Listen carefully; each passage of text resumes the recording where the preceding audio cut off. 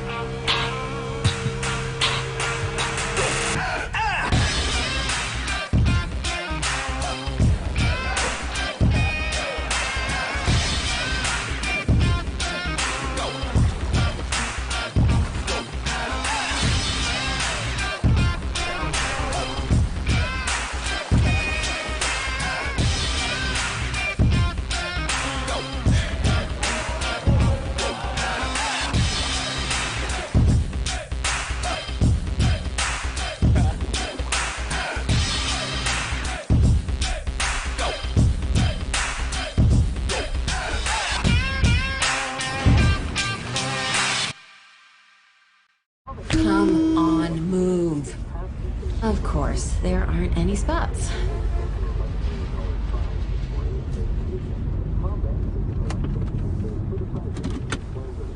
A few minutes won't hurt anybody. Thanks, Grandma.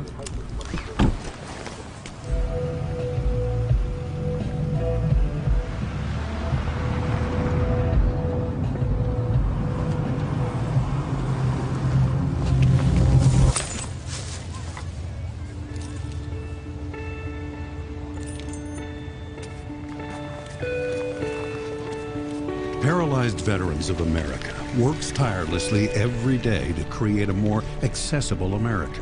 Let's leave the accessible spaces to the people who actually need them. Whatever the reason, excuses don't excuse. Join PVA and be part of the solution. Honor the spot.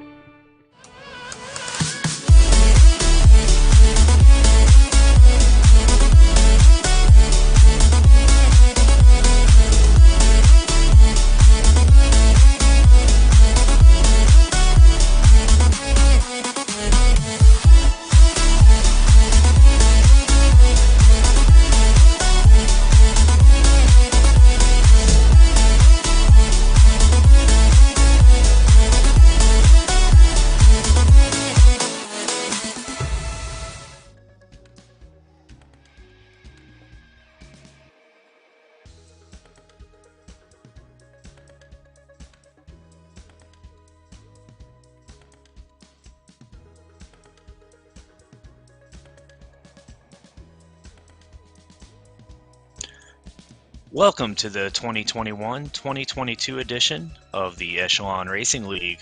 We're going to kick off this year with something a little bit different, the Community Combine, taking something from the NFL and the NCAA here in the United States. We're giving a chance for our amateur community racers to show off their skills and their talents so that they can be recruited for the professional teams.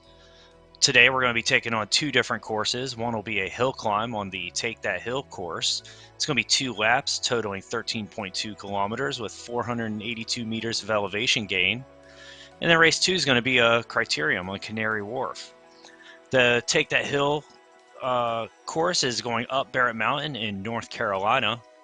This course is used for a charity ride called Take That Hill, honoring veterans and going to Purple Heart Homes, who build tiny homes for homeless veterans here in the United States. It's a challenging course. The climb should take anywhere from 11 to 20-ish minutes, depending. It's going to be a tough one. 2 laps up it is interesting. In the real life charity event, they do approximately 16 laps up it, trying to total 10,000 feet of elevation gain over the event. Canary Wharf, everyone knows this course. This is on RGT's Railroad Canary Wharf course. 41 kilometer course with 200 meters of elevation gain. Lots of turning in this one, and it is going to be a tough one. There's lots of jumping, very similar to real life crit racing, where you're going to be jumping out of the turns, and it's a stop and go type course.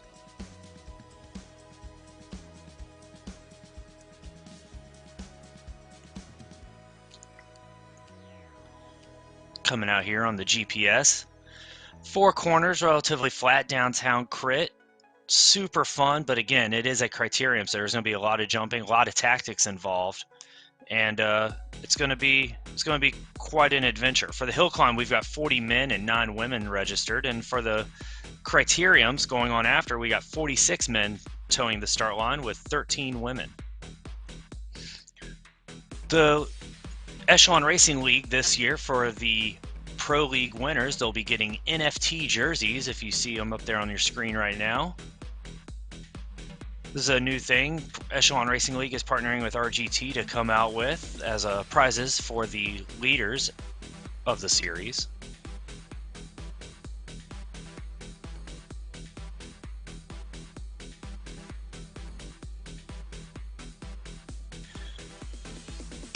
This is the Community Combine. coming to you today, 13 November. The Community Series dates are as follows. We're going to be doing the Indy Crit, Tour of America's Dairyland, Gateway Cup, the Iron Horse Bicycle Classic, Tour of the Gila, Tulsa Tough, Intelligentsia Cup, and Joe Martin Stage Race. Quite a few new events on the calendar here for Season 2 of Echelon Racing League. Great to have these new events in here. Some of these all of these are just well-known, world-famous events. Tulsa Tough, Crybaby Hill, Intelligentsia Cup, one of an 11-day race series out of Chicago, Illinois. Iron Horse Bicycle Classic. This one's going to be on a brand new railroad that just debuted a couple weeks ago on RGT. Make sure to get on there and check that out. Membership is free on RGT. They do have a premium membership as well, which gives you all the available railroads. The free membership, you get a selection of them that rotates. It's going to be a great series, kicking off today and then going through the end of January. We do want to say top 20 in our community series each weekend. It kicks off the weekend prior to the professional series. Top 20 in each event. They do qualify to race the professional events. This gives people who don't get picked up in the combine and aren't on a pro team a chance to showcase their talents in the professional series against these elite riders. Again, they're going to be doing the same races as Community Week or the Community League. They'll be doing them the week after the community races, and then the professional series will finish off 12 February with a league championship race on a course that we're going to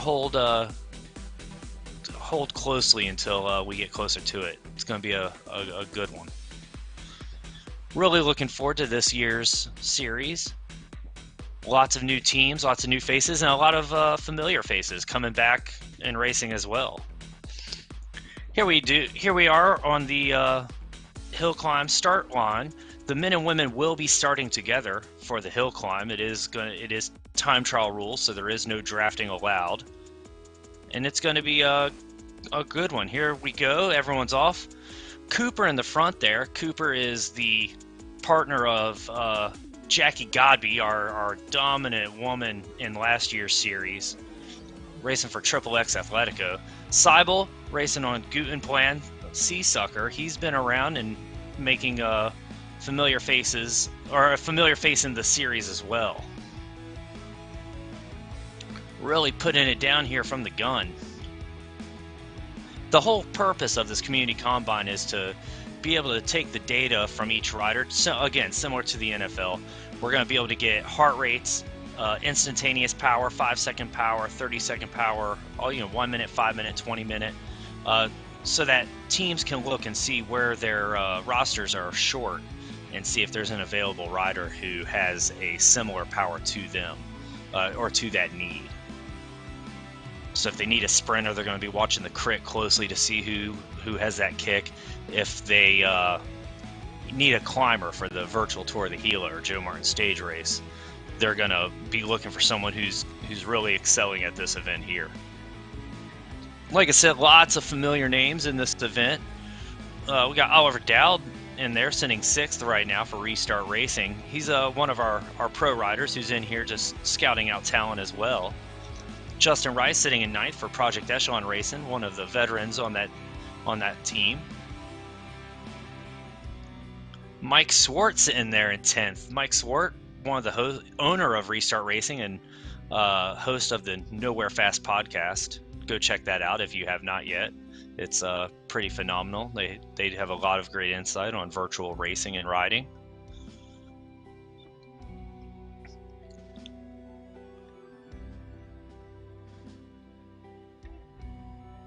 Really kicking it here with these numbers. Right around 5 watts per kilogram at the front here. Oliver Dowd going 6 watts per kilo there on the front.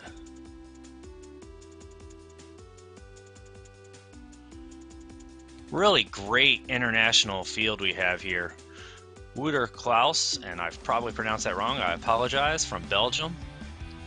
35, 81 kilograms, not probably one of your better crit racers. 81 kilos is quite a bit for a climber.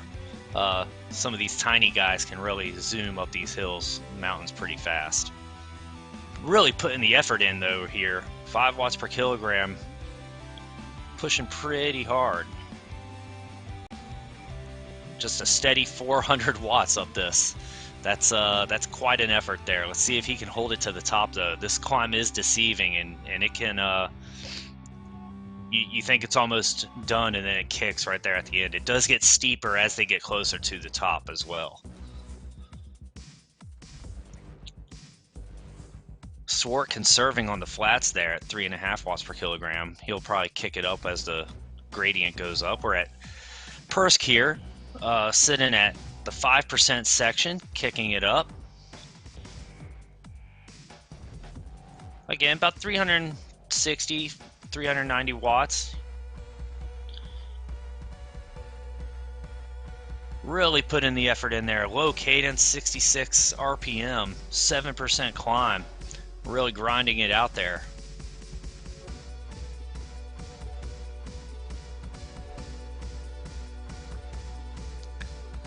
We're about 350 into this. He's about halfway, but it does, again, kick up towards the top, so it's a little longer. The second half takes longer than the first half there. These 4 have really made a selection here at the front. Again, there is no drafting. This is time trial rules, as it is a hill climb.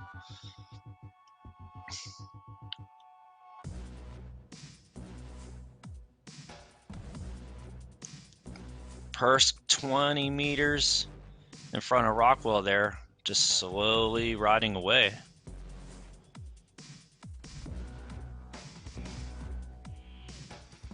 Rockwell and Deld riding side by side.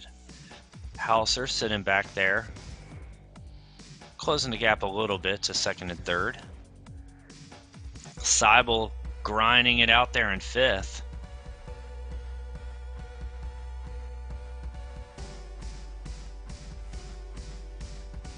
Here we have some of our riders in their pain caves. It's really interesting to see, one, where everyone rides, and then also just the different ride styles everyone has. Some of them out of the saddle, some grinding it, seated there.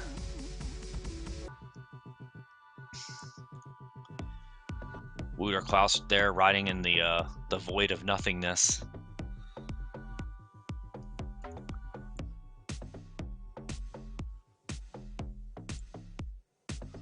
Persk is really ripping it here. 5.5 watts per kilogram, 400 watts, 54 cadence, just grinding it out up this 9% section here. These front guys will probably finish at about a 10-minute mark.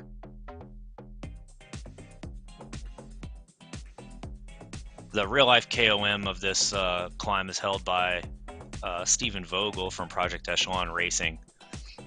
I want to say he did it in 9 minutes.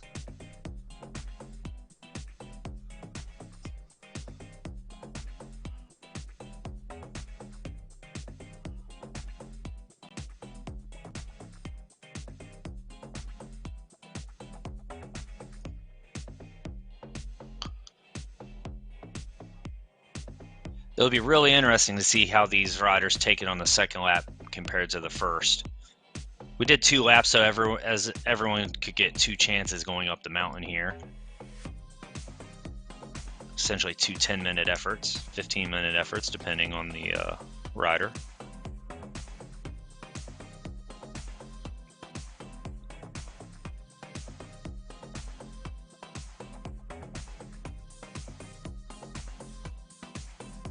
The Brazilian, Daniel here, sitting in 10th now, right around 300 watts, 5 watts per kilogram.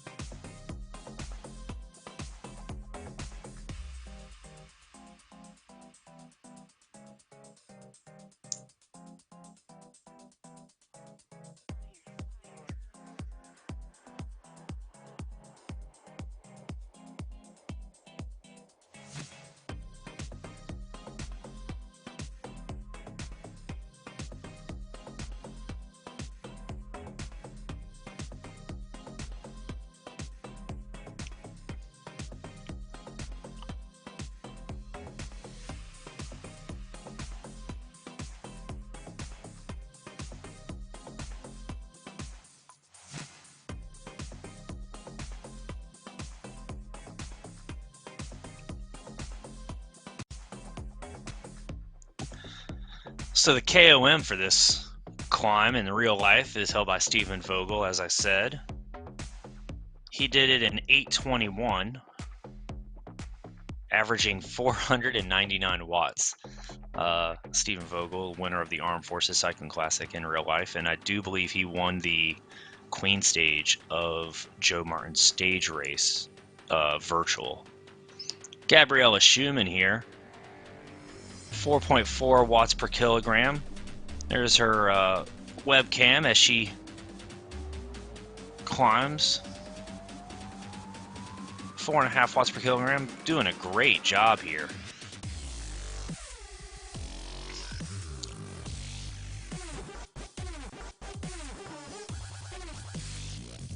The QOM, held by Mallory McRosty. She races for Project Echelon Racing on RGT and Echelon Racing League. Races for Insured over on other platforms. She raced for Project Echelon in real life.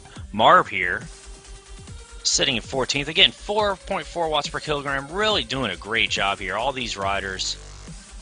Cadence sitting at 70, 80 RPM, so it's, you know, more of a spinner than a grinder. I'm the same way. Doing a great job up this climb.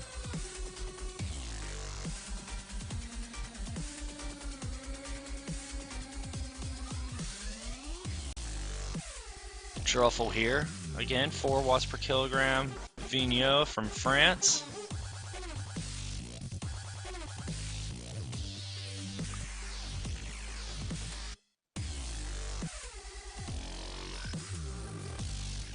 All these riders doing a phenomenal job up this climb. This is a tough one as they get here towards the top.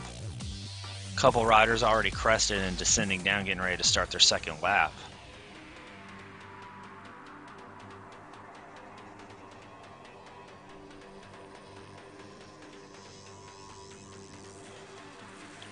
Persk on the descent.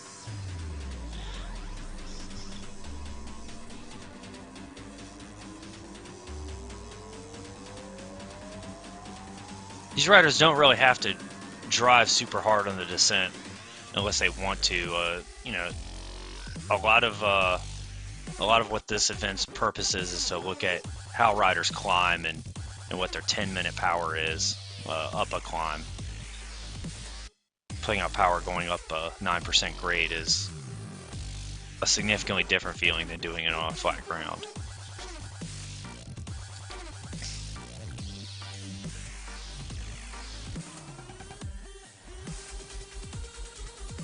That is not stopping Persk here from ripping it at 400 watts. Second place Hauser trying to chase him down.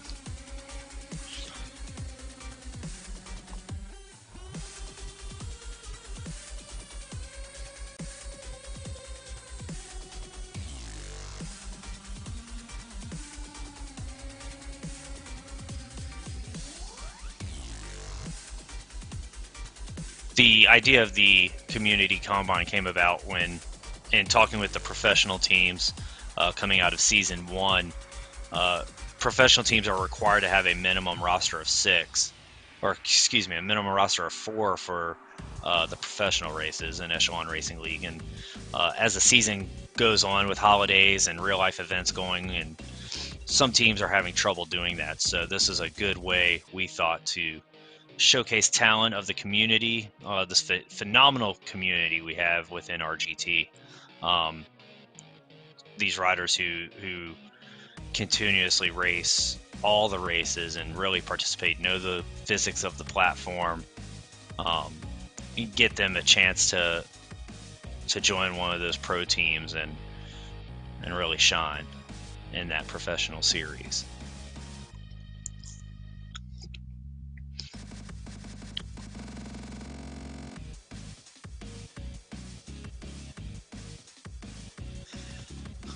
First starting the climb again for the second time now. Hauser right behind him. And then Dowd and Seibel right behind them.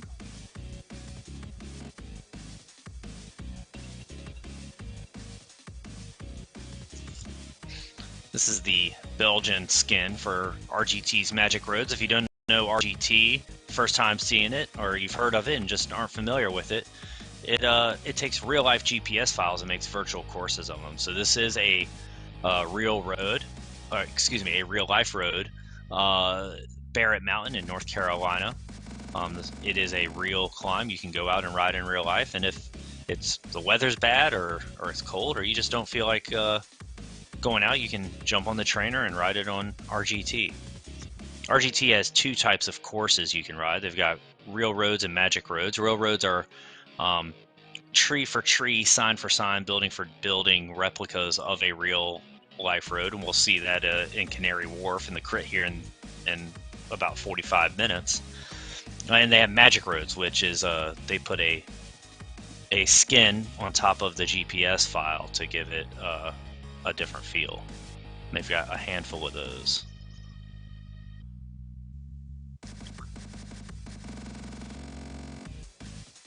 Daniela really doing a great job here. She's definitely the first woman out of this whole group.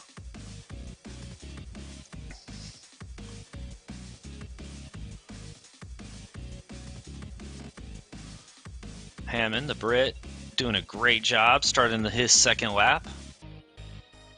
Sitting in 10th overall now.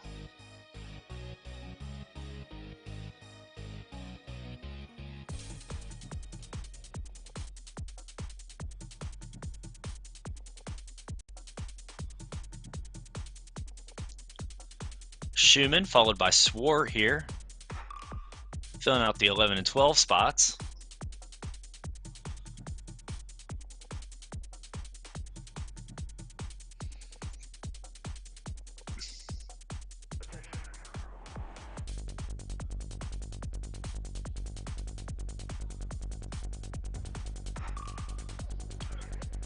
Justin Rice sitting in 13th in that Project Echelon kit.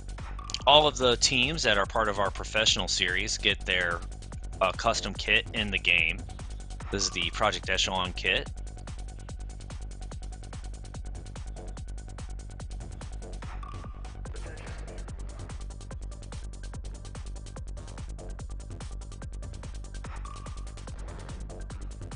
Vigneux from France. Getting ready to start his second lap. There's the banner, or just up the road there.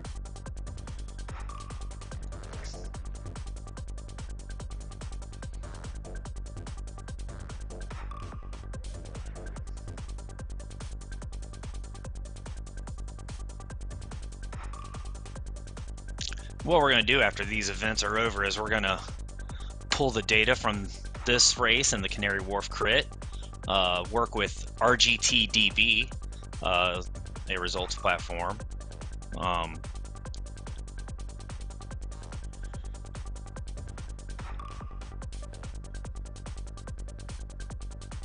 The results platform we work with, I apologize, problem with my mic there.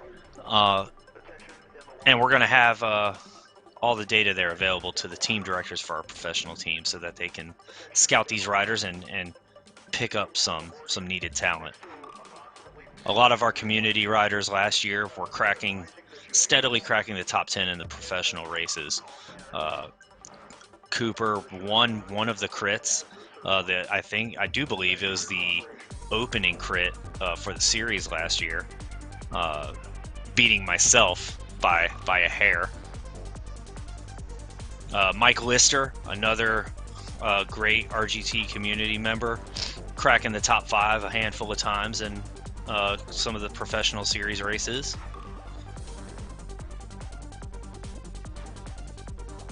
So it's a great opportunity to get those racers onto one of these teams so that they don't have to go and do the community race to qualify for the professional races.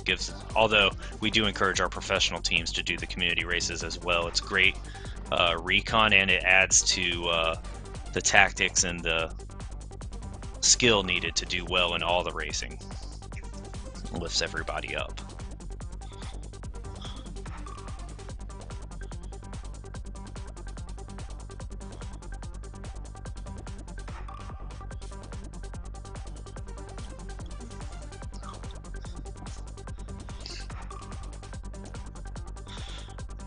Persk on the climb now, still sitting in that #1 spot. Hauser just behind him. He's in the steep section now, 8.9%.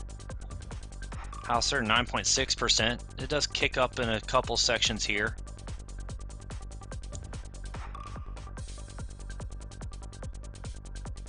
Dowd and Cooper sitting 3rd and 4th.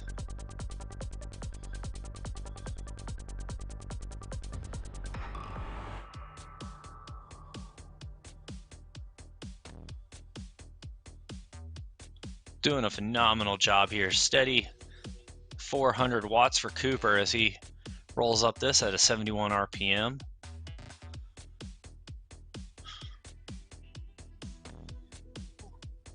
You can see Cooper in the top right there of our Pain Cave webcams, really grinding it out there as he makes his way up the climb here.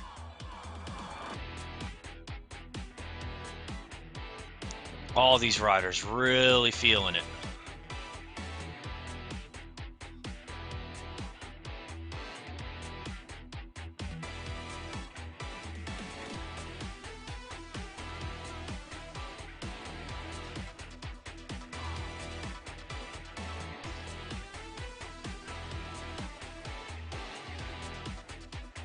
Cooper riding in the XXX Athletico kit.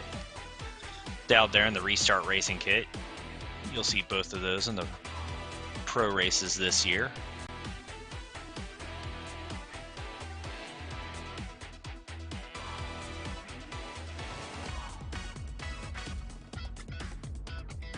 Cooper out of the saddle now.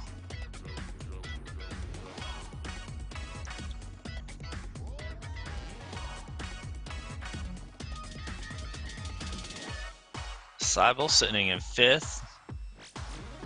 Steady 4.8 watts per kilogram in that Support Clean Sport Guten Plan coaching kit. It's a Criterium team out of Florida. Got Rockwell here sitting in 6th. Spinning up that mountain, 95 RPM.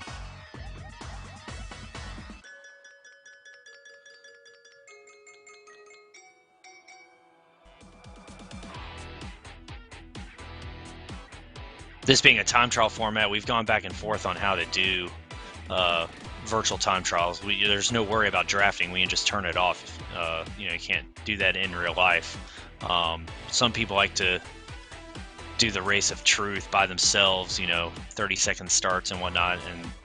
And some prefer the mass start time trial format for virtual racing. Gives a carrot for you to chase down.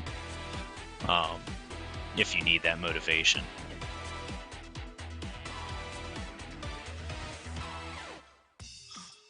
Klaus here sitting in 8th. He's riding in that Above and Beyond Cancer kit. They had a phenomenal showing in the professional series last year. Matt Usborne out of Canada. His team there doing a great job.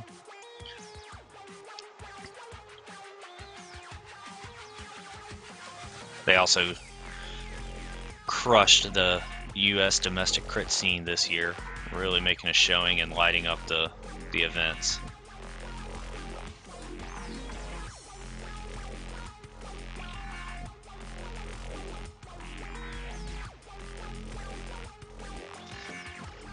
Persk cresting the top for his 2nd lap. He's going to have it all downhill to the finish now. Doing a great job up this climb. He'll be close to that real life KOM, I believe. I think he was right around 9 watts, or excuse me, 9 minutes.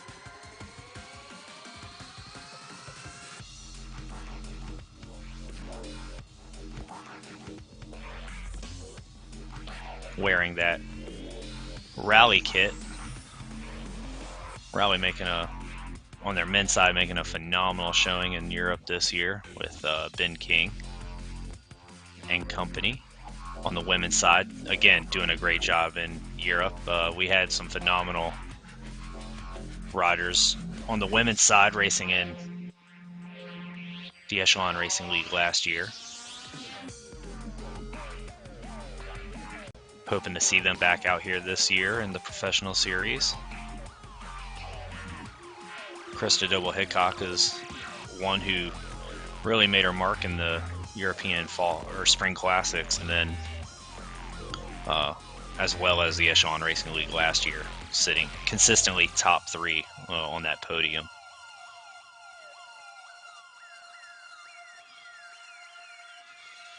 A little message on Facebook there from John Beams. Guess Wooter was out there training in the Alps, taking his training for Echelon Racing League serious. Couldn't. That's the only reason he'd be riding in the Alps, right? Not the amazing views and great roads to ride out there.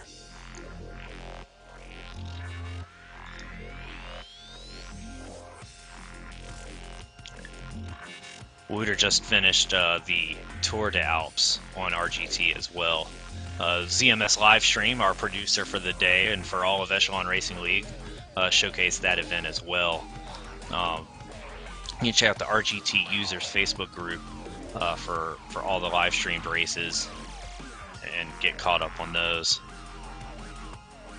The rider's really giving it here. Wooter out of the saddle, just really beating up that bike, trying to get to the finish. There he is. Look at him. Cooked. Great job to him. Cooper trying to finish up there.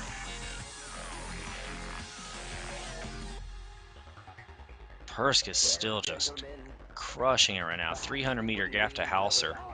450 watts.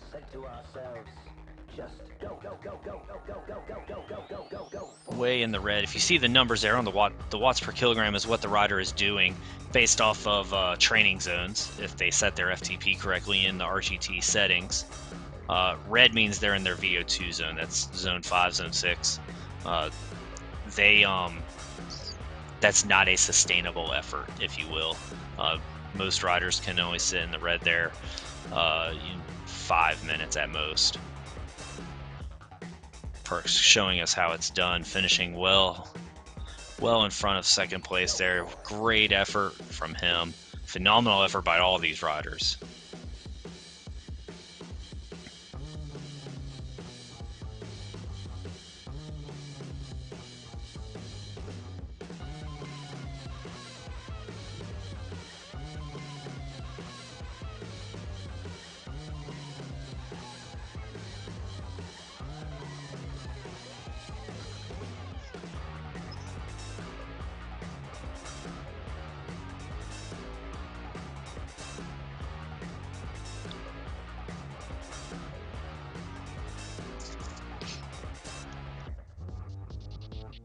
Dowd going to come in for third here. Cooper just behind him. We're going to see Oliver Dowd really make his mark in the professional series this year. Had some great racing, couple podiums last year.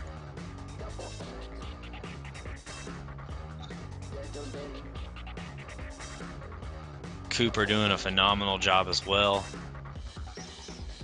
Everyone really starting to roll in. Rockwell coming in, Seibel just behind trying to catch him, but not quite get in there.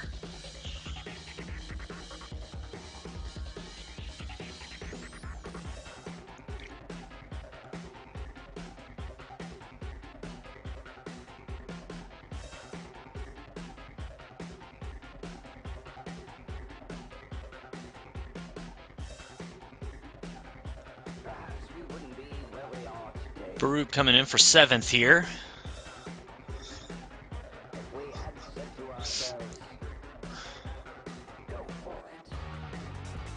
Wooter in that above and beyond classic kit going to come in for 8th with Mike Soar about a half kilometer behind him. All our riders starting to finish up. Great job to all of them.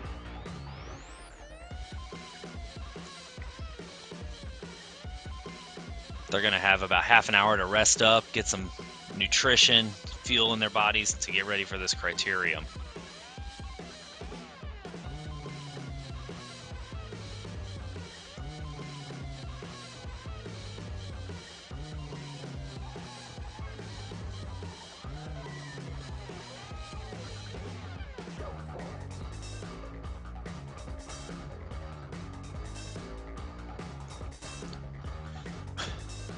All the riders there, about half of them taking a breather on the webcams there.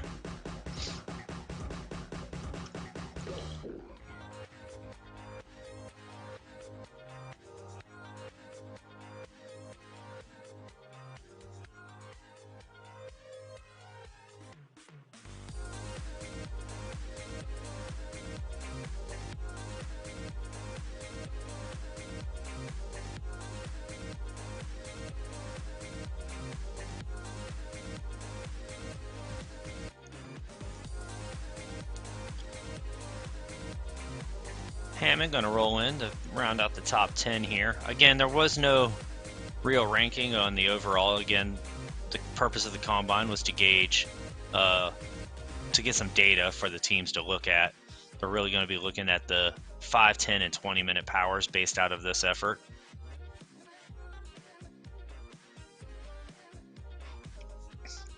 Justin Rice, one of the Project Echelon veterans, going to be coming in for 13th here soon. A little less than a kilometer to the finish.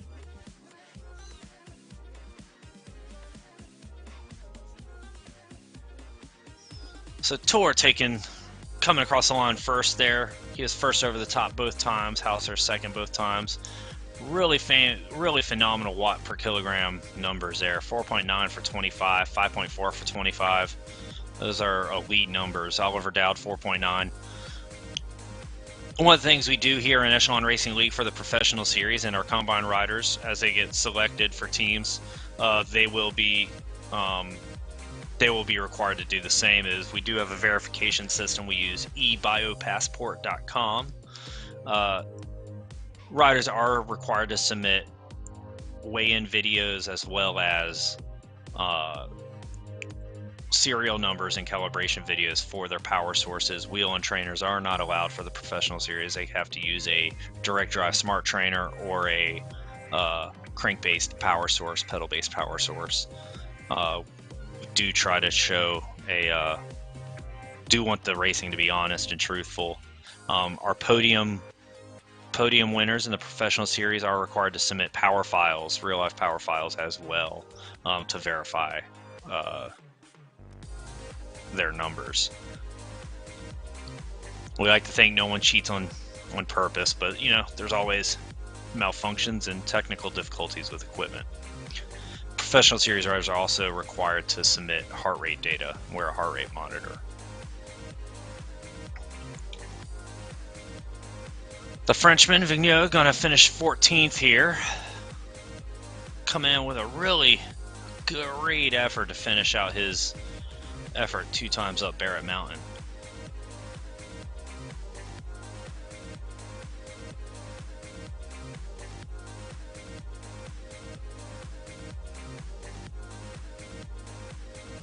Druffel here, the American, wearing the Take That Hill jersey from the real life event. We did a virtual version of the event. Again, it is 16 laps to equal out 10,000 feet of climbing. Took place about a month ago. All proceeds went to Purple Heart Homes, where they built tiny homes for homeless veterans here in the United States. We'll see Brad Borders, the head of that effort, Purple Heart Homes, in our criterium.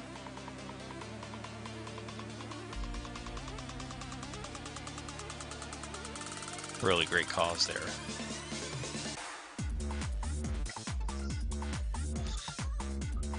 Looking at these numbers, these riders have really done a phenomenal job. You really see how the power to weight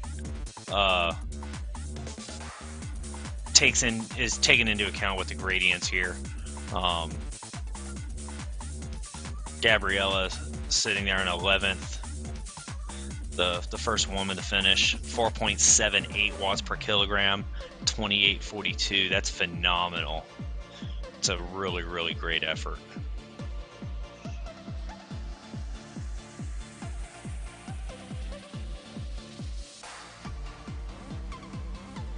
All these riders really, really giving it their all.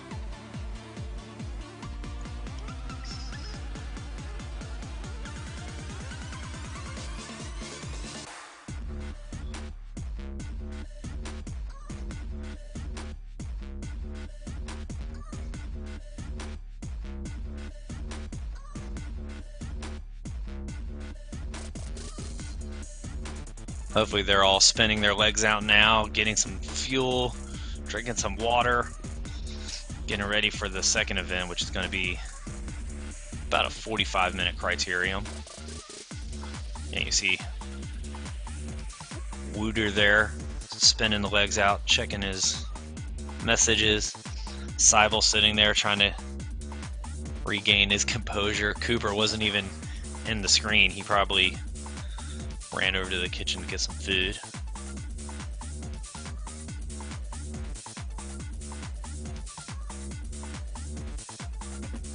For more info on the Echelon Racing League, check out echelonracingleague.com. It's going to have all of your calendars, all of your schedules, links to register for the community races, info on all the teams that are going to be racing in the professional series. Make sure you follow ZMS live stream and Echelon Racing League on Facebook, Instagram, Twitch, and Twitter. ZMS, again, showcasing a lot of great series that take place on RGT. Some of the series really creative courses, really challenging courses as well. A lot of great race directors on that platform.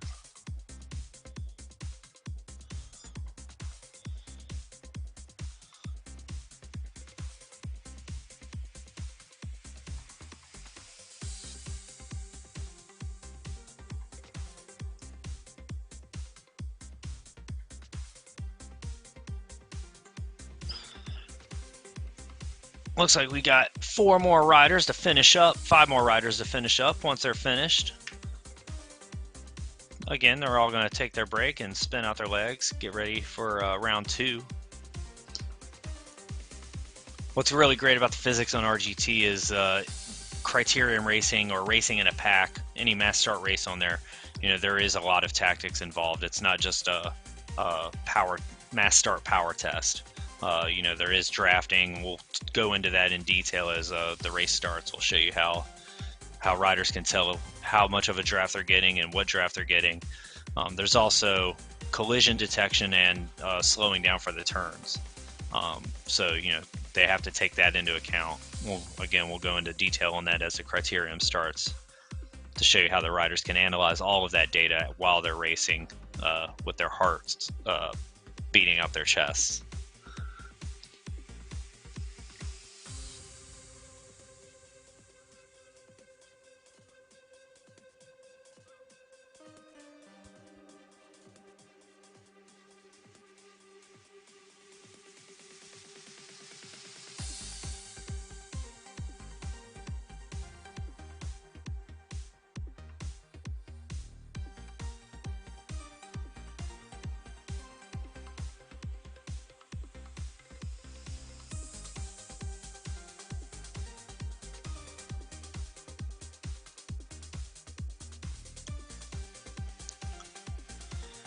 Federcell here, doing a great effort.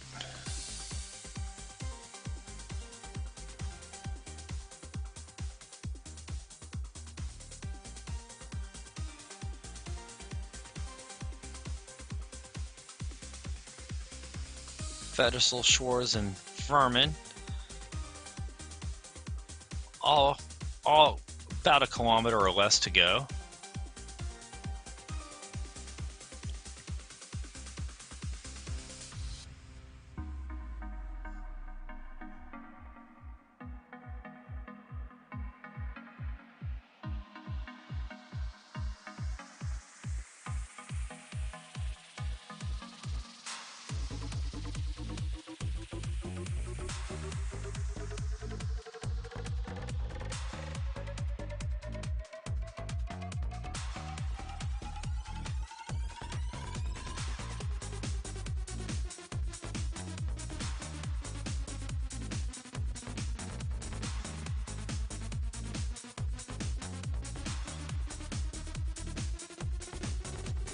Schwarz in that Wolfpack kit, another great criterium team based out of Texas here in the United States.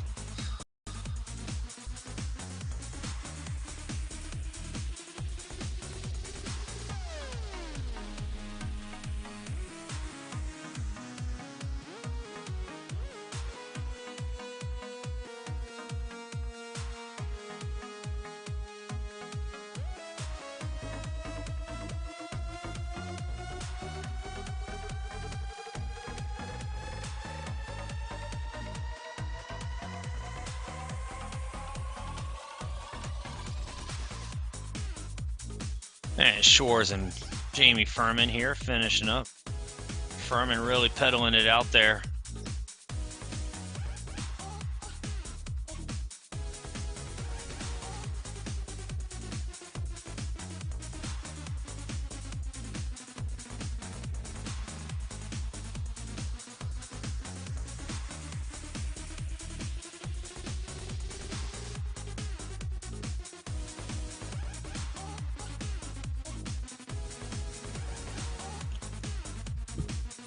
Furman putting in a big dig to finish up strong.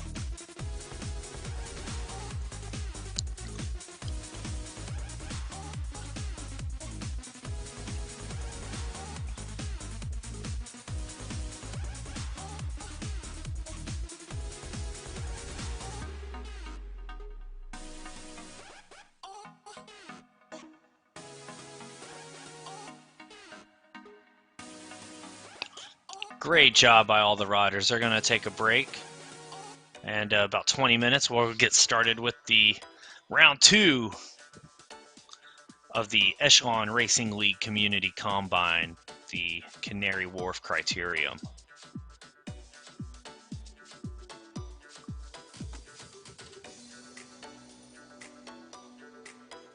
This all wouldn't be possible without our sponsors. USA Cycling, Paralyzed Veterans of America, Argon 18, Hyper Ice, and Saris. Great partnerships with RGT, Paralyzed Veterans of America, USA Cycling, ZMS Livestream. Everyone doing a great job. Make sure you follow all of their social medias. And stay tuned for Canary Wharf Criterium. 41.4 kilometers, 200 meters of elevation. Should take about 45 minutes for the race winners in each of those fields. They will be separate races, racing simultaneously, a women's race and a men's race.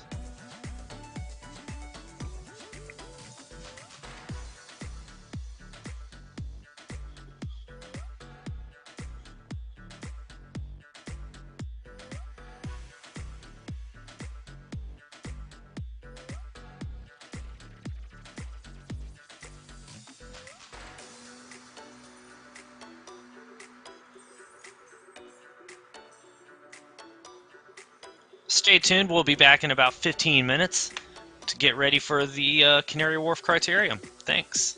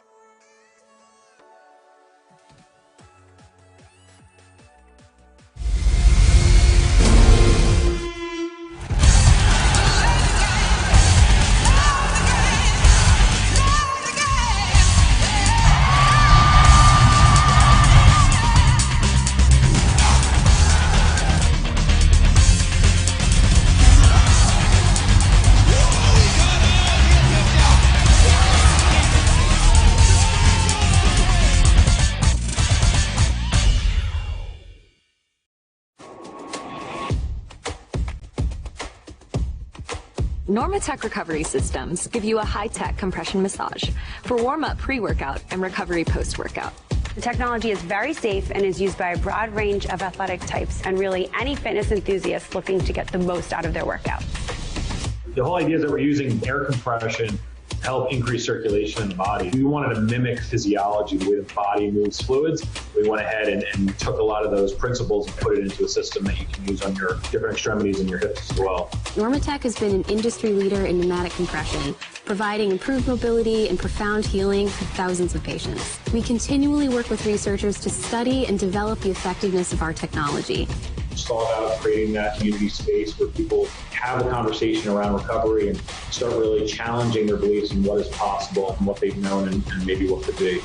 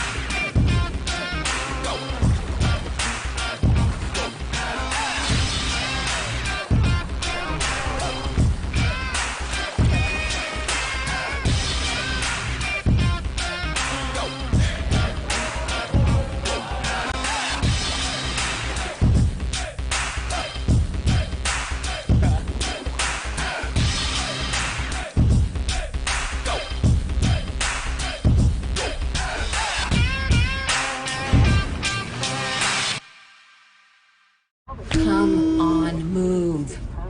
Of course, there aren't any spots.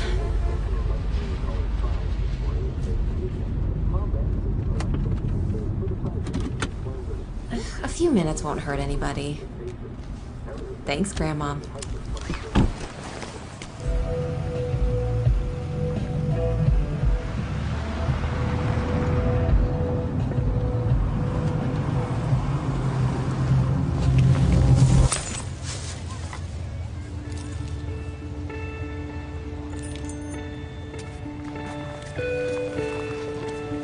Paralyzed Veterans of America works tirelessly every day to create a more accessible America. Let's leave the accessible spaces to the people who actually need them. Whatever the reason, excuses don't excuse. Join PVA and be part of the solution. Honor the spot.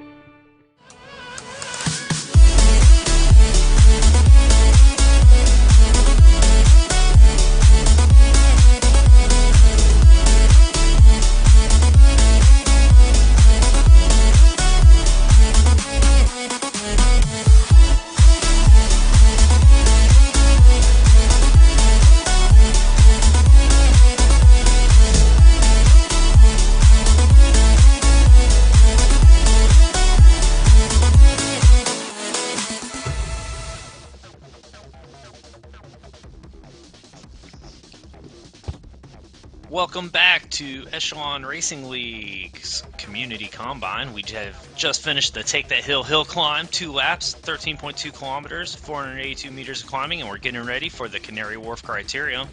Men's and women's races. Both will be doing 41.4 kilometers with about 200 meters of climbing. These races are a opportunity for the racers to showcase their talents to the professional teams to try to get picked up for the Echelon Racing League Professional Series kicking off in December. Canary Wharf Crit, 4-corner Criterium downtown racing. RGT physics allow this race to race very, very similar to a real-life crit. Tactics are involved. Coasting through turns and jumping out of them is required. And it'll be a really great effort to see who's going to win these races. 41 riders in the men's race, 13 in the women's race.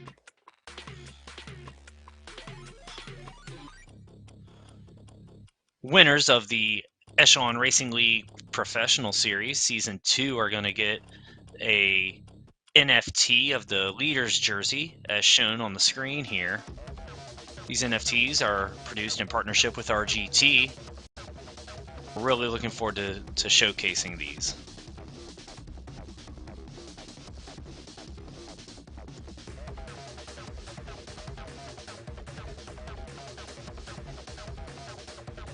The Community Series kicks off today with the Community Combine, not technically part of the series, but it's the first community races of Season 2.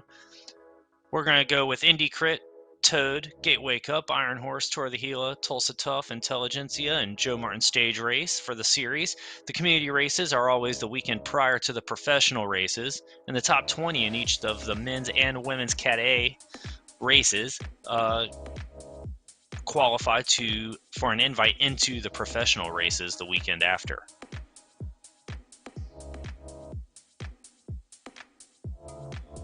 Here are the professional series dates, with the professional series kicking off with Indy Crit on December 4th. The professional series will also have a league championship starting on February 12th. That league championship will be on a course that we are not yet announcing, but it's going to be a great one. All of these courses, if you look, there's a couple new races on here that were not on here for Season 1. We're excited to have those new races, as well as our returning races. Going to make for dynamic racing across the board. Tour of the Gila and Joe Martin Stage Race are traditional stage races, and we will do those as traditional stage races for the professional series this year, just like we did last year. That is, they are time-based. Winner with the least, finishing all the stages in the least amount of time, wins.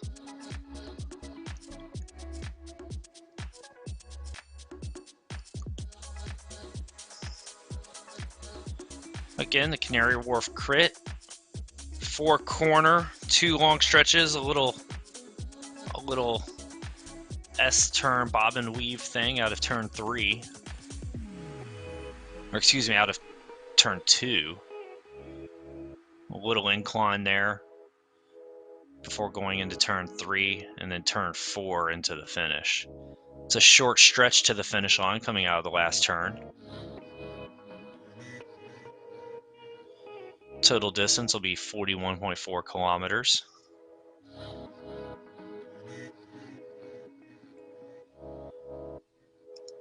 Got about a minute before racing starts. All our riders are on the start line.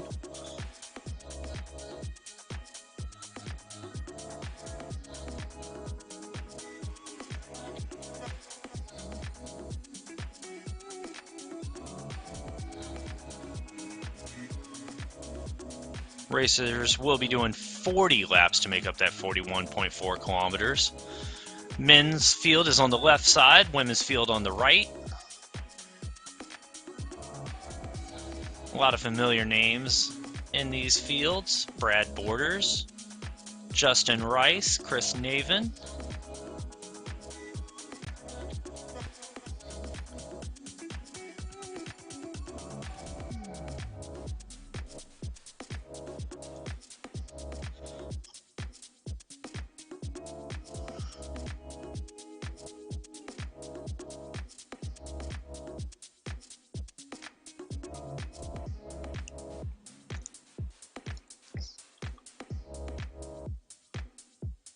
And we are off to the races. Again, men are on the left, women are on the right. We'll zoom into each field as they get going. Corinne in first place in the women's race with a big dig off the front, getting it going.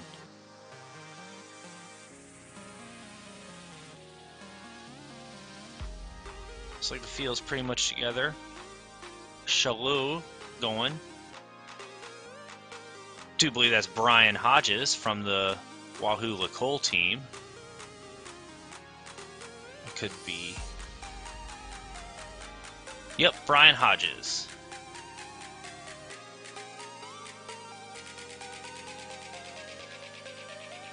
Looks like we got a decent group up here in the front, grouping up as they get up to speed in both the men's and women's fields.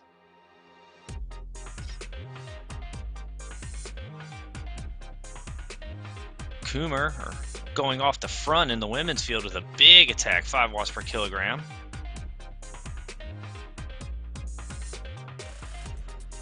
This being a flat four-corner crit is really going to take some teamwork and hesitation from the field to really let an attack go off the front, similar to a real-life four-corner flat criterium.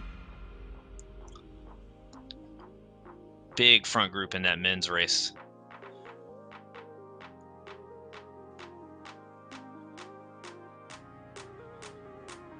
Hendricks on the front driving.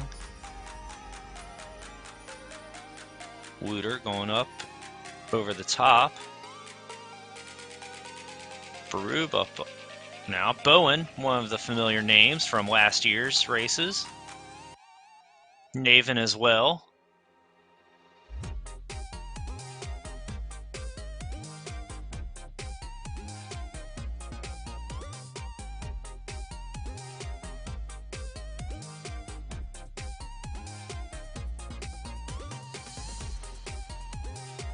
Here's our pain cave look into the various riders with their webcams.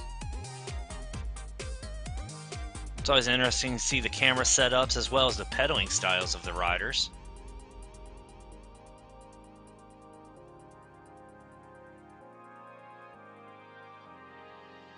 So let's talk physics. RGT is very similar to real life racing. If you look at their speeds, they're doing about 40 kilometers, 42 kilometers per hour, it's about 25, 26 miles per hour. On the straightaways, they'll get it up to about 30. A lot of times, if you do race in real life, most likely you can't pedal through a turn at 30 miles an hour. So what RGT will do is slow, based on predetermined physics, slow the avatars down through the turns.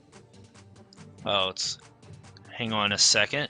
Anna Ronkanen with a big look off the front. Looks like Shalal's going to bring her back. That's a good effort. Got a handful of seconds there before being brought back. Looks like Krom, Shalal, and Schumann are all on the same team here.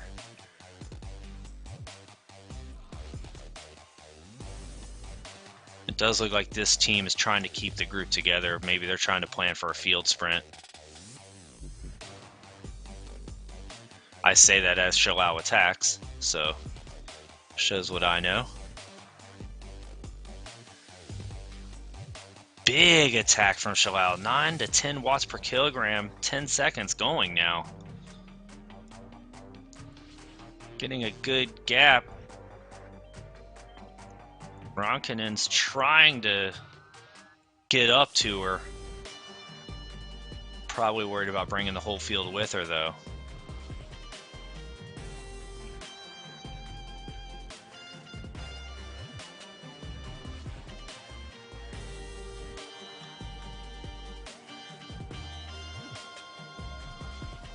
Looks like we got to look off the front by Bowen and Hodges and Berube here. Big effort by Brian.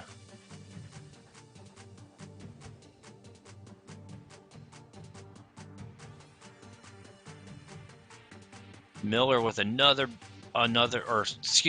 with a look off the front now after Shalal getting brought back. Chris Naven now countering in the men's race over Brian Hodges and Bowen as they were caught. Bowen trying to react. Bowen and Hodges are brought back into the fold. Naven's still off the front. I don't know if this is sustainable, though. It's a pretty big effort.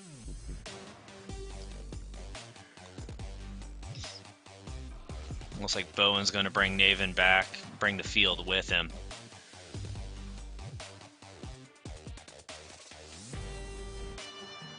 Wooter now on the front.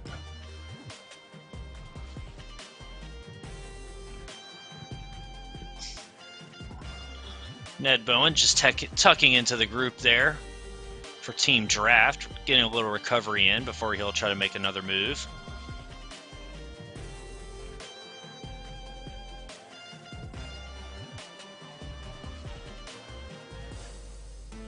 As they reset here, we'll talk physics again for a second. Wooter going off the front with a little look. So if you notice the power number up in the top left, that's the power the rider is putting out to his avatar. The power, along with his inputted weight, which we verify, is calculated out to a speed for a given course based off gradient and course road construction, whether it's pavement or dirt. And the riders, as they go into these turns at speed, what you'll see is the avatars will slow down through the turns based off a predetermined time, speed that can be safe through the turn. House are going off the front here. Let's see if we get a look. This course is somewhat open. There's a couple tight turns in it. What'll happen is when the riders are getting into a situation where they're going to collide with another rider, or going too fast in a turn, that power number will turn red. As you can see in the women's race there, that number's turning red. That is, they're running into the rider in front of them, or they're going too fast in a turn. If that number is red, they are just putting out power that's going, it's wasted effort. It's not being translated into speed as their rider is hitting a virtual brake. This also indicates to them if they're going, running into the back of the rider with that red number, they're not getting, they're wasting that energy, but they're also getting out of the draft. Yeah, a nice selection of 5 here in the women's race. Kimberly Miller, notice her power numbers again in the red there. She's trying to come around through that draft.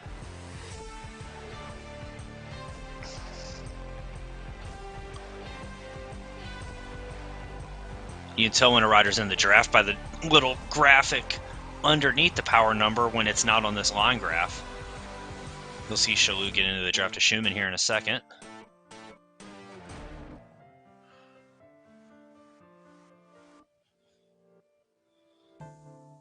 Gabriella doing a great job here. Yeah, there it is, saving 10, 12, 15 watts, sitting on a rider's wheel.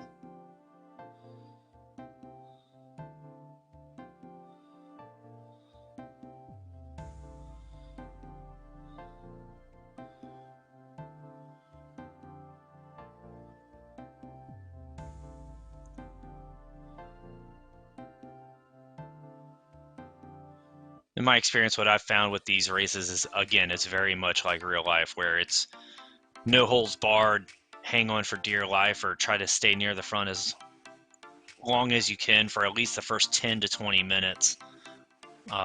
Let the race settle out a little. Shalou now going off the front again, giving it a look. 6 watts per kilo. Schumann and Ronkanen trying to chase, gapped off Miller and Crom.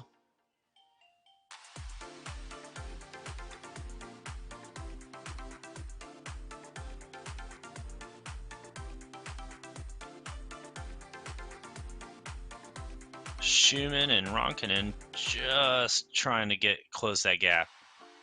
Oliver Dowd going off the front now. Hodges trying to chase.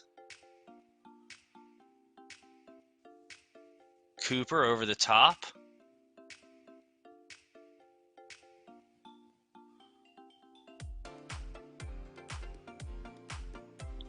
Cooper getting the gap, getting up to Dowd. Let's see if he goes over the top of Dowd and keeps it going.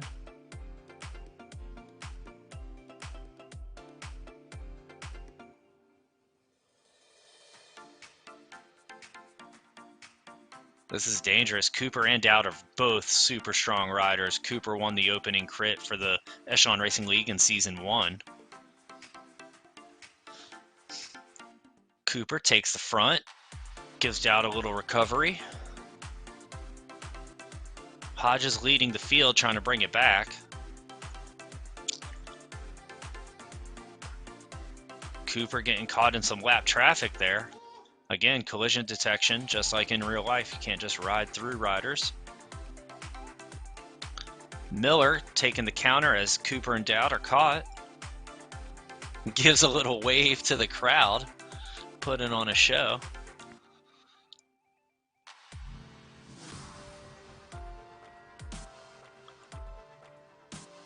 Rob Miller, a well-known name in the RGT community. He's going to sit back and get a little recovery while we reset here.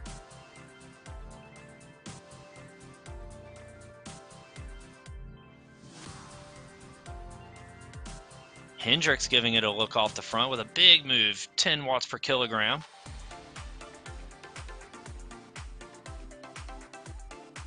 This course, the speeds are so high, it's really hard to stay solo on a course like this, especially with, 30 laps of racing left, 32 laps of racing left. Hendricks put in a big dig. Again, staying solo is going to be hard to do. If he can get one or two riders up there with him, though, they've got a good chance of staying away. It does look like the field's just going to slowly bring him back, let him sit out there and roast for a few minutes. Miller does look like he's trying to come across.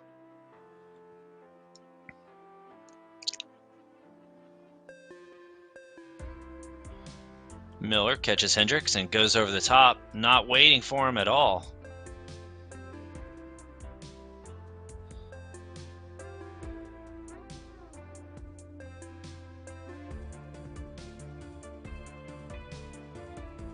Miller is caught by the field in another reset.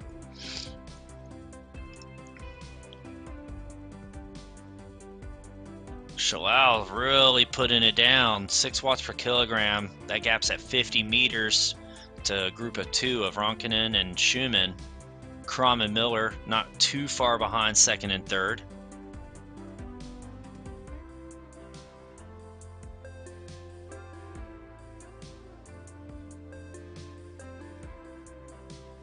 Got 35 laps left over here on the women's side.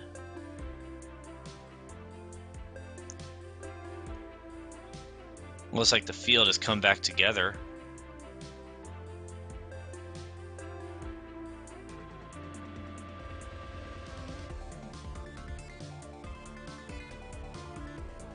Again, all chasing Shalal.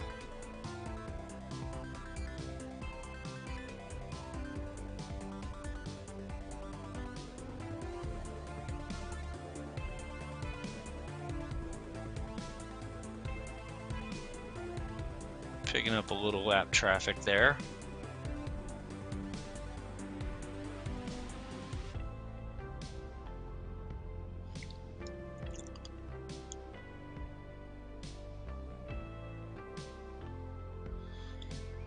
Shalal about 10 kilometers in, so she's got about 25% of the race down.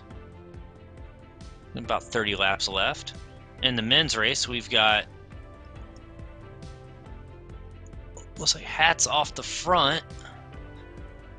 Dowd kind of just sitting there on the front, not really chasing. Hats putting in a big dig here. Handful of seconds. Oh, look at these team tactics. Thyme sitting on the front, slowing the group down. Not wanting to chase his teammate down.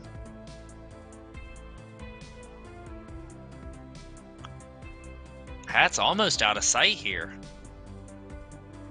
Out of sight, out of mind is the rule in bike racing.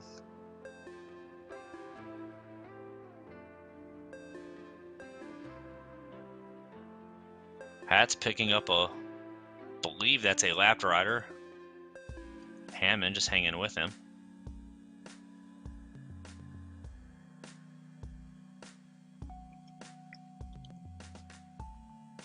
It does look like the group of group of 5 are bringing back Shalal slowly.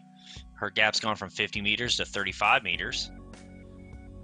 Hat's gap has gone out to 115 meters, really putting it down now. Shalal about to get caught.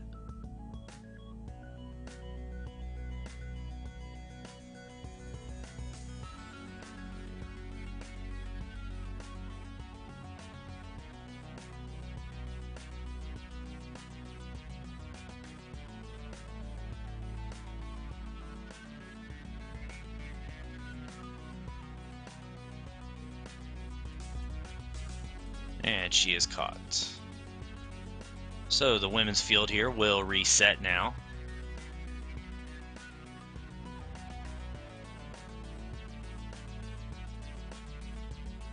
Hat's gap still going out, 130 meters now. Wooter on the front. Again, this field not really chasing, just kind of sitting in.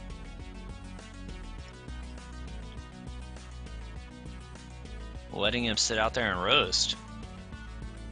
This could be dangerous. He's slowly getting out of sight now.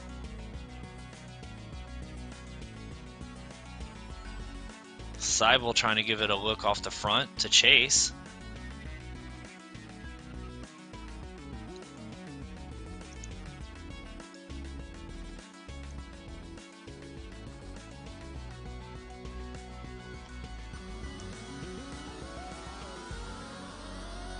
Wooter now giving it a look. Dowd going.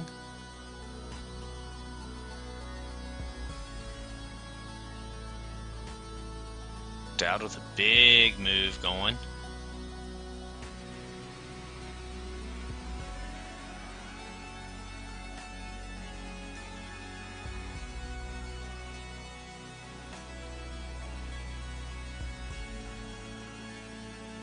Bringing that gap down slowly. They brought it back 10 meters. Dowd, as you can see, the power goes red. He coasts through the turn and then pedals out of it. Dowd with a little gap on the field there. Let's see if he can open it up a little further. Passing some lap traffic.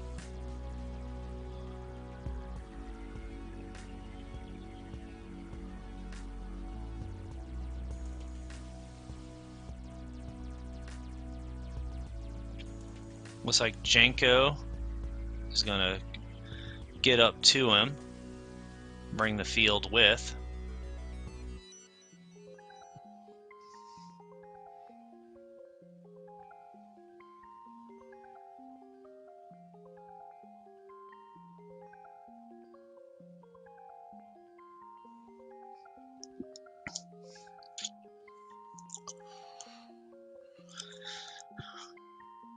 Hats has his gap established. He's settled in. He's picked up a lapped rider as well.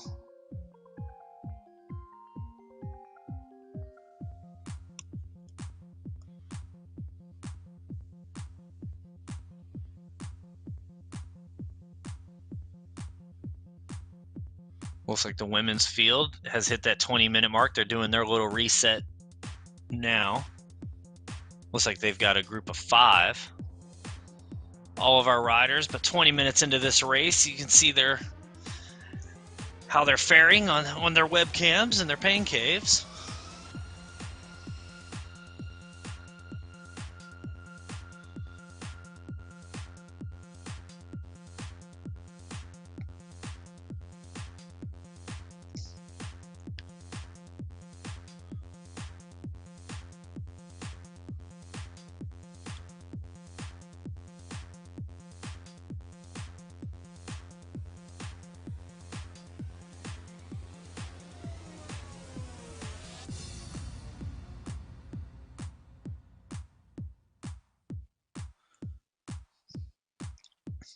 Hat's still off the front with a big gap, still going out. The riders all going red, looking like they're starting to get alarmed. Dowd trying to get across. Swart trying to bring him. A little teamwork here.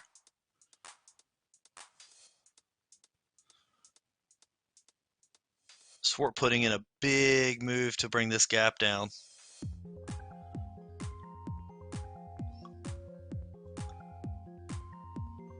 I think the field's gotten a little tired of Hats being up off the front solo and letting that gap go out. They've gone single file here as they start to bring that gap down.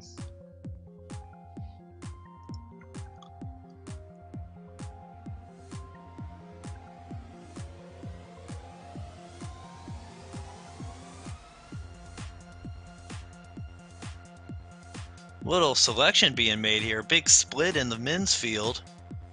About 10 riders getting a gap on the remainder of the field. Looks like Seibel's going to seal that up, though.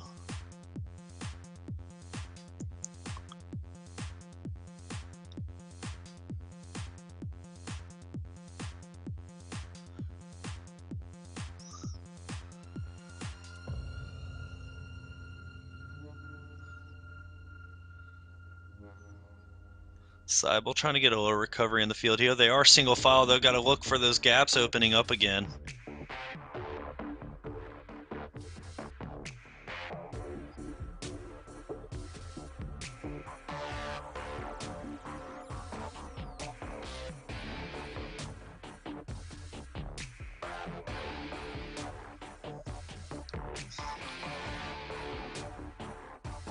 Hatz's gap has come down about 20% from what it was in just one lap.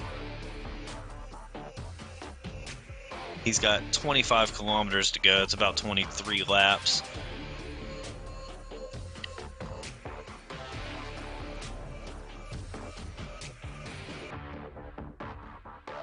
He's putting in a big effort trying to get that gap up again.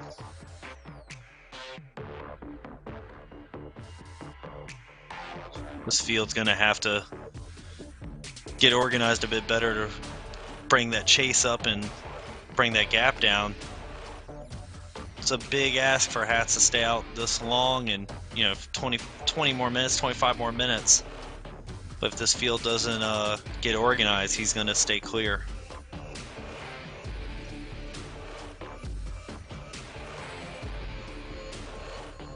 Shalau off the front again in the women's race with Delbert, Schumann, Ronklin sitting in 3rd and 4th, Miller in 5th.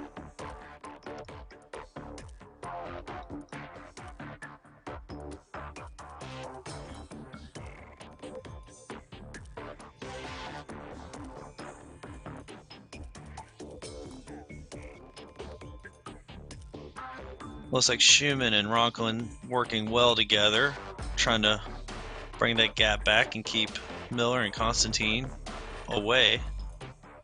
Does look like Miller's going to come back together with them.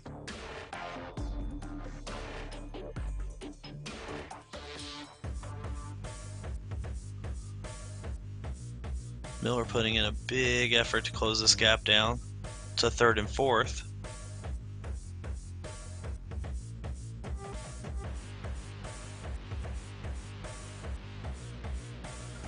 Amy Young from Project Echelon just getting a toe from Miller.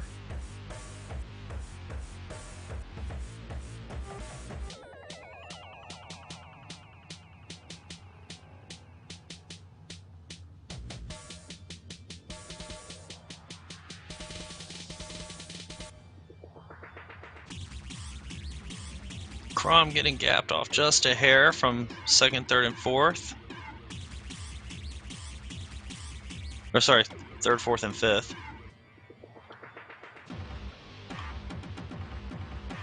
Schumann going over the top, going to try to bridge, looks like.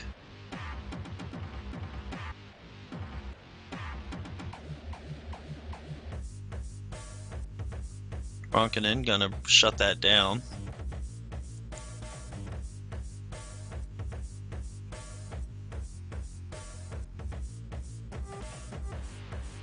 Looks like Hat's gap is just blown up. 200 meters now.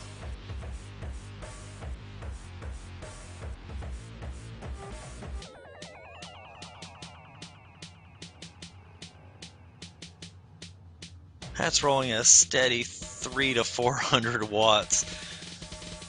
Just a monster effort here. Wooter and Brian Hodges are trying to get away. A little bridge effort there. Looks like it's going to get shut down and brought back together by the field.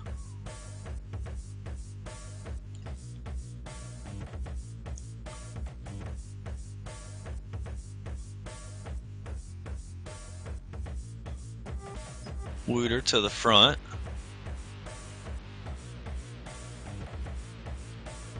Again, with a race like a community combine, you don't have a lot of big organized teams like you would in the professional series. So once a rider is clear, it's hard to get that organization to the front to bring that gap back down.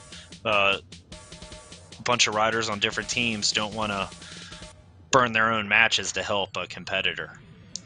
So you have a stalemate situation where everyone just kind of looks at each other to see who's going to take up the chase.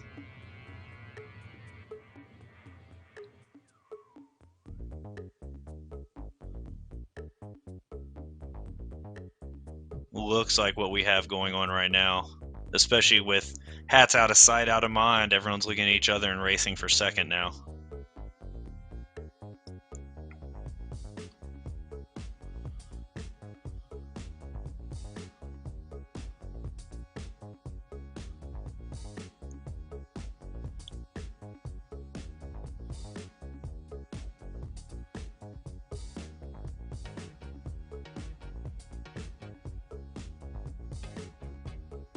In the women's race, everyone back together, it looks like, except for one rider solo off the front.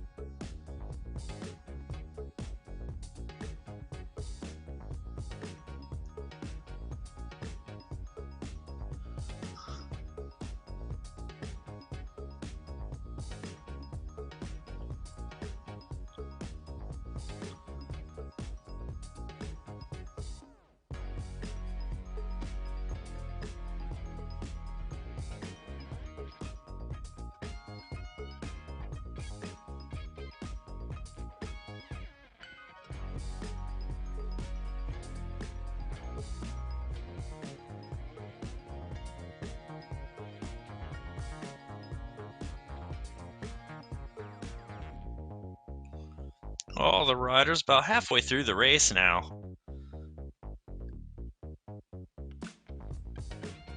Really giving it an effort here on the webcams.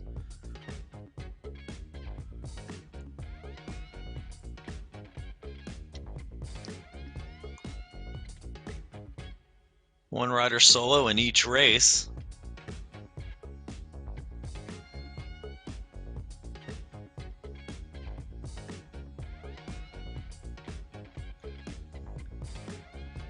With their gaps going out, Hat's really just ripping it here.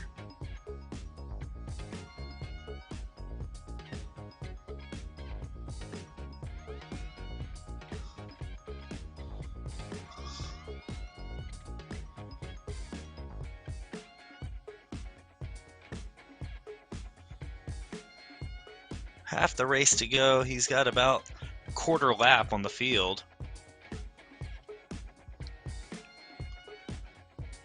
Hodges trying to give it a big look off the front. A lot of red numbers popping up. Wooter and Cooper not letting him stay away.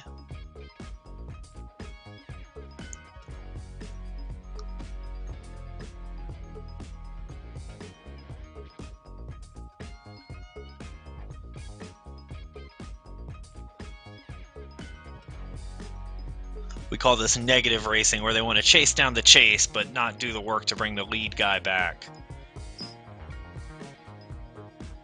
Hodges gets caught by the field and then everyone sits up. Chris Naven going off the front for a look now. Seibel trying to chase. And the field immediately responds.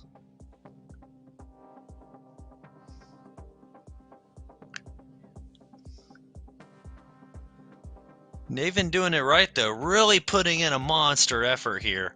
Staying in the red for 30 seconds there.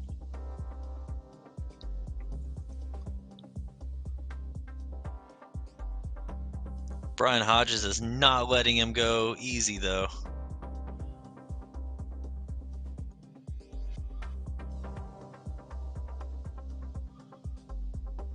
Does look like the field's going to bring Naven back.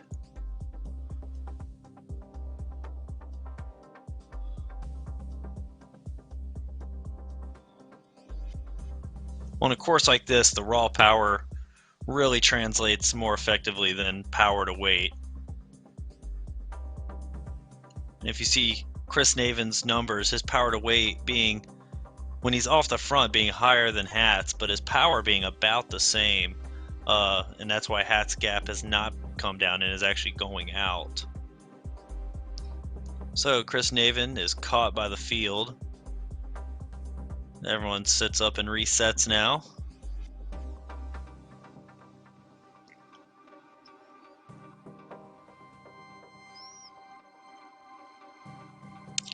Looks like Shalal is trying to chase first and second. Rolling solo in no man's land. Got 2 riders not terribly far behind her. Oh, sorry. Shalal was caught by second, or has caught second place. Delbert's still solo off the front. Schumann, Ronkanen, and Krom chasing. Schumann and Ronkanen together. Krom not too far back.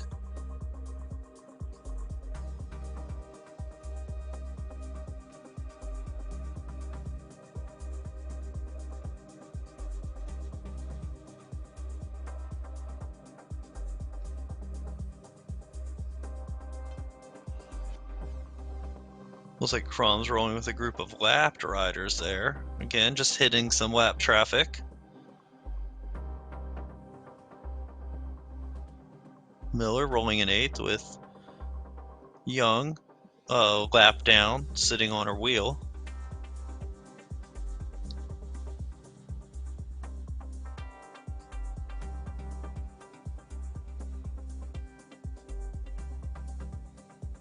Great effort by all these riders. The women's field's now halfway done.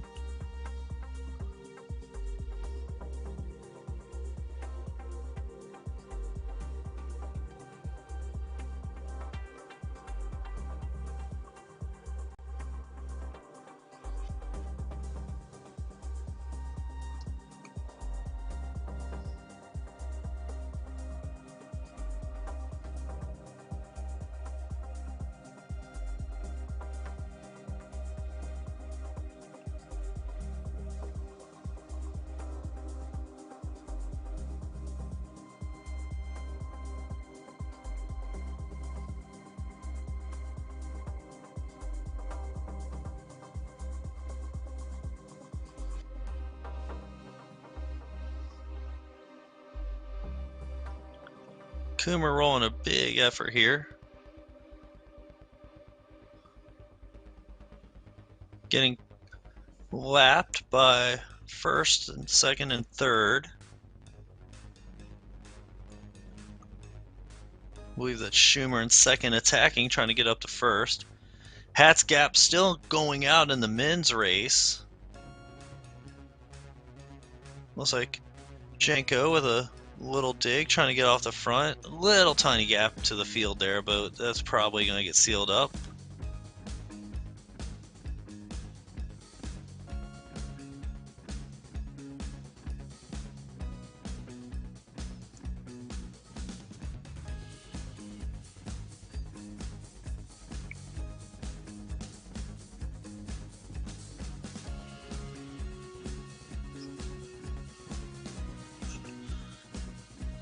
Phenomenal effort here by Hats to stay solo for this long. 16 kilometers to go.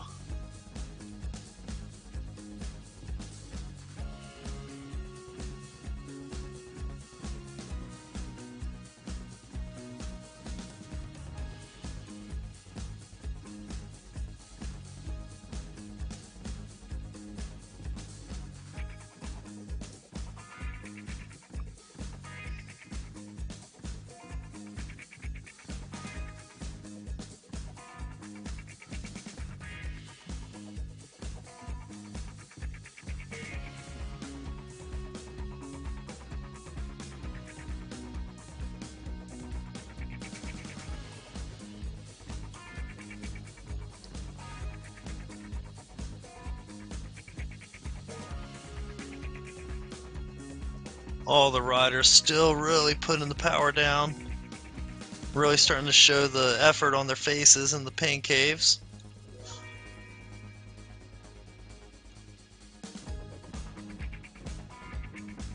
Shalal doing a great effort here in third. Sitting just off the wheel a second.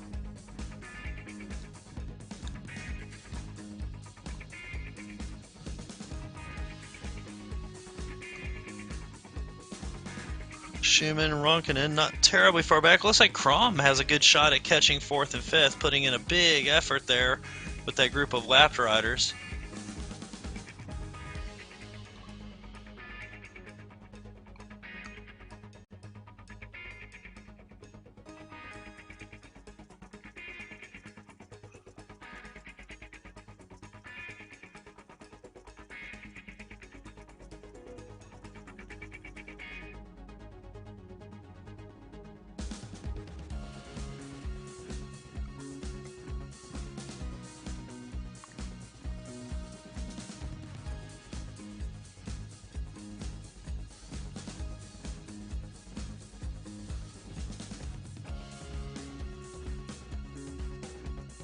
Ronkin and Schumann doing a great effort here, trying to bring that gap down.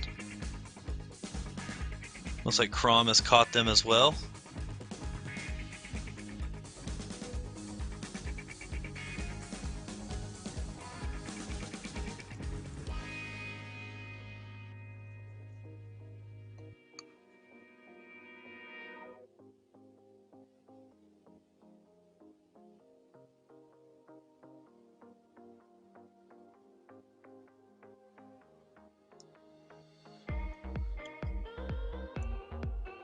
Schumann in the women's race catching, or with the lapped riders. Looks like they're going single file, trying to get away from them. Hats in the men's race. Gap coming down just a little bit. 14K to go in the men's race. Wooter looking off the front, being joined by Dowd and Janko.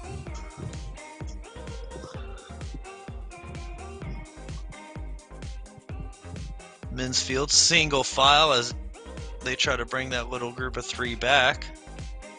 Cooper joins them. Brian Hodges about to join. Thyme trying to get across with Chris Navin just behind him. This is put up or shut up time in the men's field. Looks like that group's got a good gap, and looks like there's a little hesitation.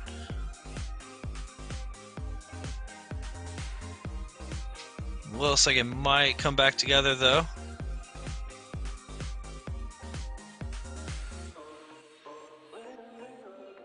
Just as it does, looks like someone attacks off the front of that group. They go single file again.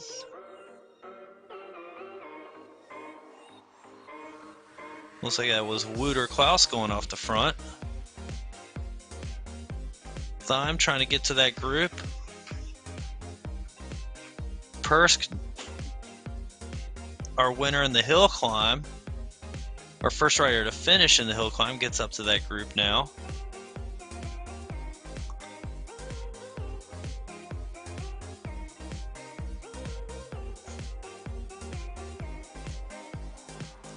Wooter and Janko on the front driving the pace.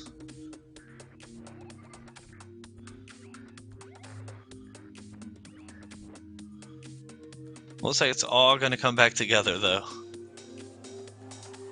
They have brought that gap down another 30 meters. They need to keep it up if they want to have a shot at taking first. Hats has still a quarter lap with just under 13 kilometers to go. Swart putting in a big effort now.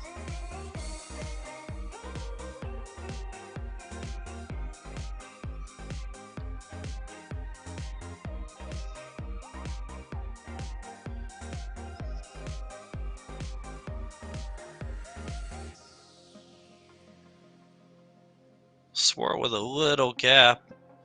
Rider single file trying to bridge to him.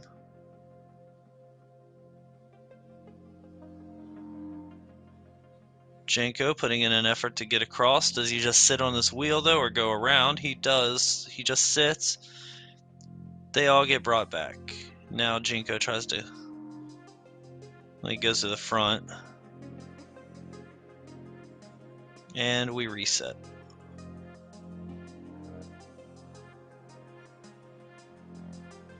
Hats gap now down under 200 meters. Hats, I think, might be fading quite a bit now. If this field keeps it up, they will catch him. Oh, gap going back out now, though. Looks like the field has hesitated too much.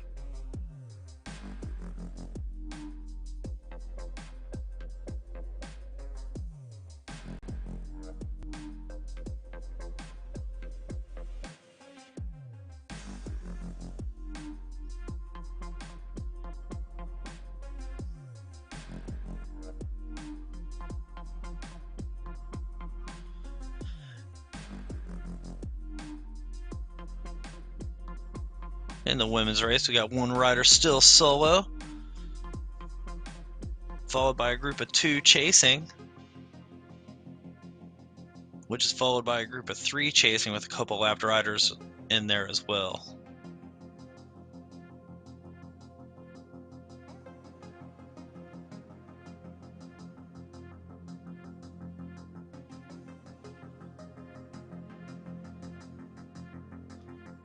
Gabriella Schumann really put in the power down. Gabriella was the first woman to finish in the hill climb event earlier this morning. East Coast time.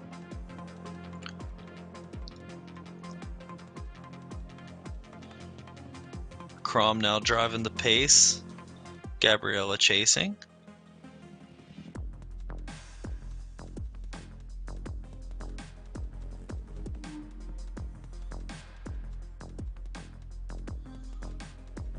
Big effort by these riders as they try to bring that gap down to second and third.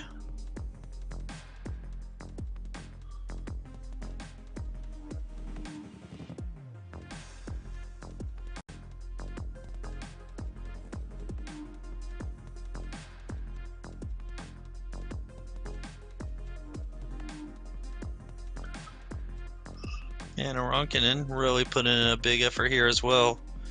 Great job by all these riders, really putting it all out there. Again, being a criterion, this is a tactical race. You want to save your matches and only use them when you need to.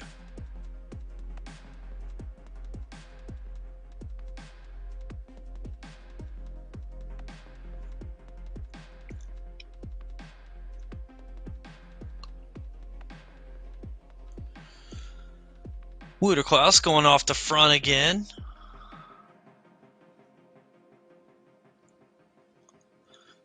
That gap to Hats is back down to about 188 meters. 10K to go though. They've really got to put the power down if they want to bring him back.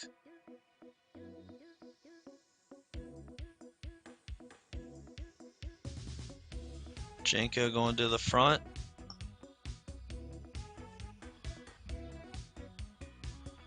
Cooper up there as well.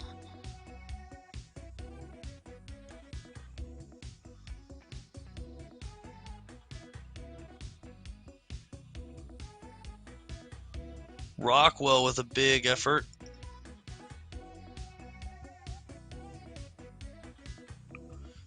Creating a little separation there. Rockwell from Rossio Racing.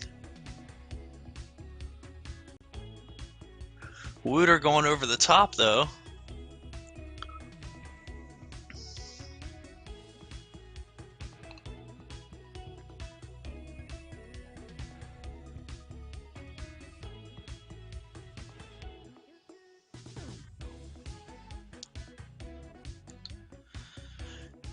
See the look at the riders on their faces. They're all really feeling it.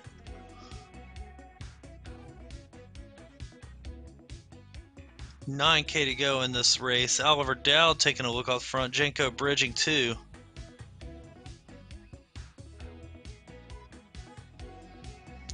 Wouterklaus not wanting to let it get away with Miller on his wheel. This is really fragmented. All it takes is one rider to hesitate to really let this gap get established.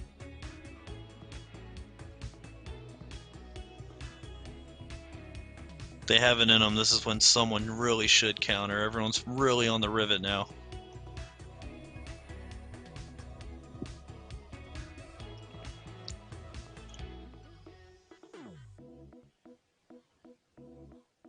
Shalal putting in a big effort. Sitting in third. First and second just off the front.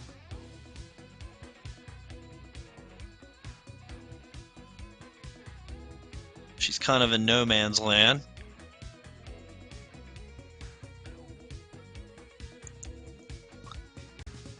Third, fourth, fifth, and sixth, rolling with a lapped rider or two.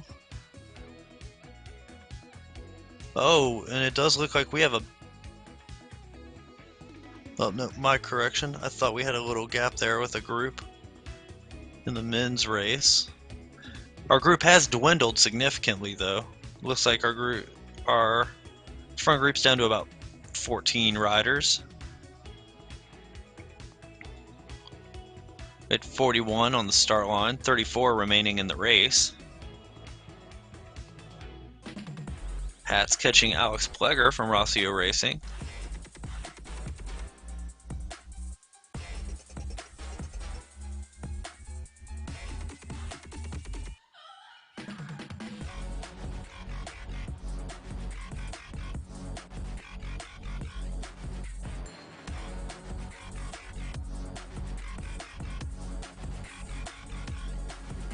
$7.5K to go here in this men's race.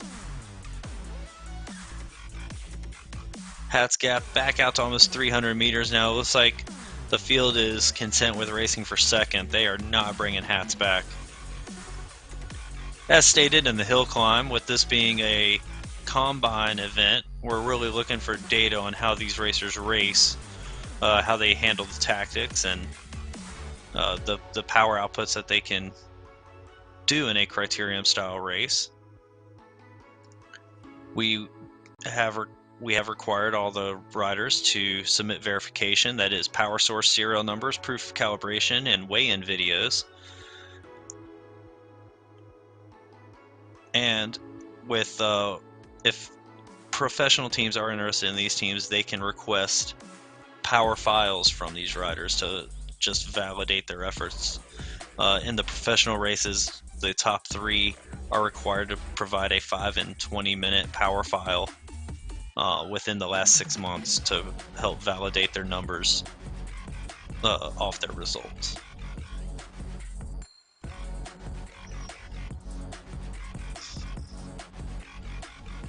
All these riders really giving it their all. Seibel out of the saddle there. Cooper looking relaxed, sitting in the drops there.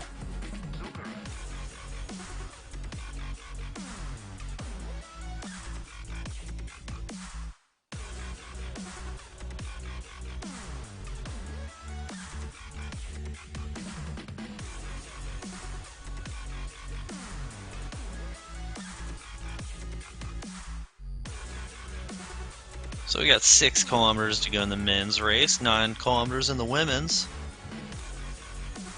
Again, for those riders that don't get picked up out of these combines on the professional team, and for anyone out there listening, the Community League does kick off 27 November. It is free to anyone to participate in. You just need the basic membership on RGT, which is also free. Top 20 in each of the men's A field and the women's field qualify for the professional races the weekend after. Don't hesitate to jump in and give it a shot. You can find registration on BikeReg, BIKEREG.com. Just search Echelon Racing League.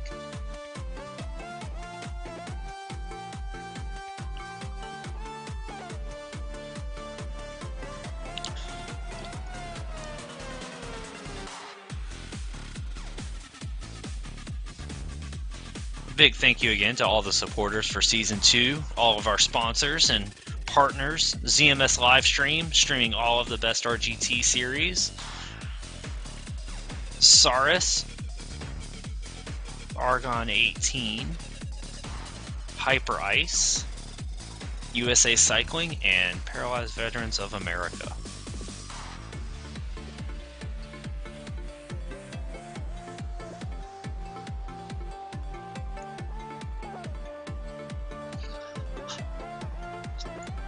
It'll be interesting to see who's going to take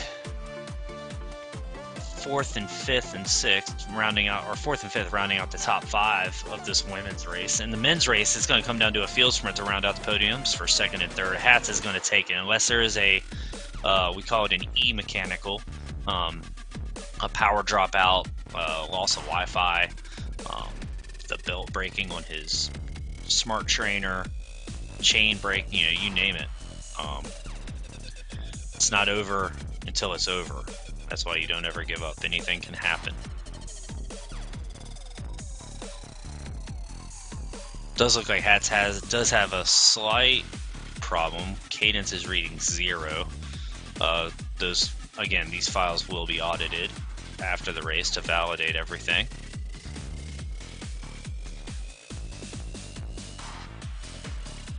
All riders are required to wear a heart rate monitor for the professional series, as you can see. These riders are wearing heart rate monitors. That helps validate the power and just the effort these riders are doing.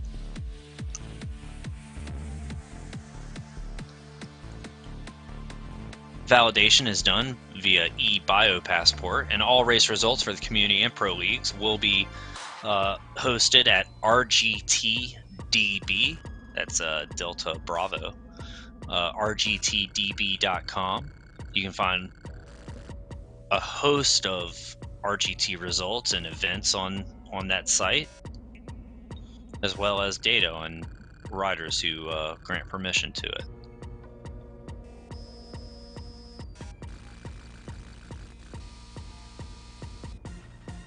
The pace has dropped just a little bit here in this men's race. 3.7K to go. They're definitely, well, we might see a late attack here, or they might just be sitting in waiting for the sprint. We'll see what happens. Hats is going to be able to stop and get a cup of coffee before he finishes the race if he wants to. Half a kilometer, about half a lap on the field.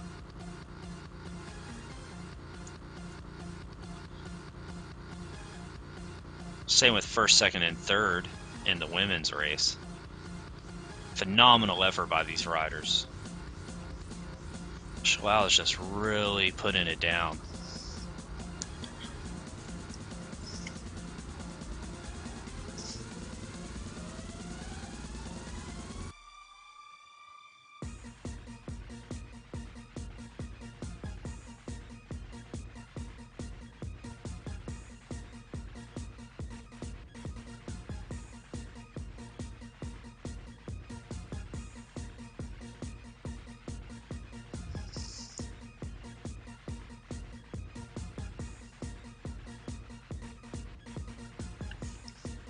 .4 kilometers to go for Hats here. Just about 2 laps.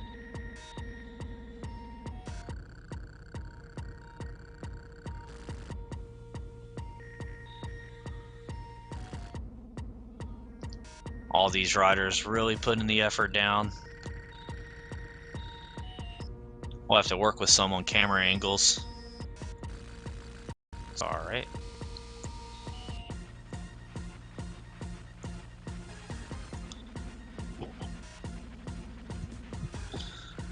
Really interesting to see how this men's race plays out, how second and third happen.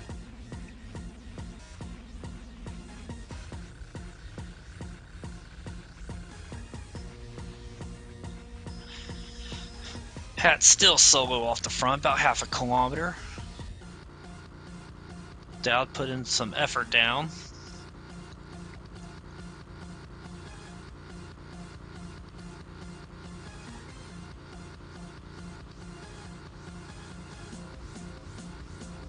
Christoph Dime sitting up there in the front. Just trying to stay alert, make sure he doesn't miss anything. That's really put in a big effort for this last lap and a half.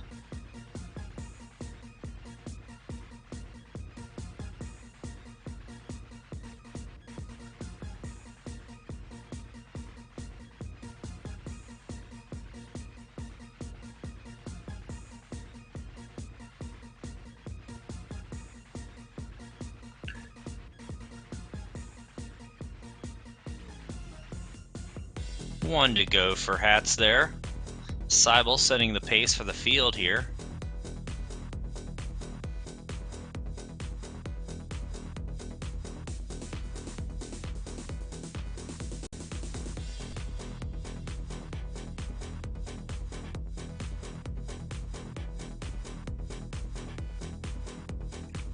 We'll stay here with the men's race as we watch up the finish, and then we'll flip over to the women's race to watch the last kilometers of that.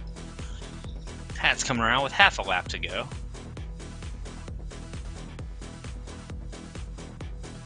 Just a dominant performance by Christopher Hats here.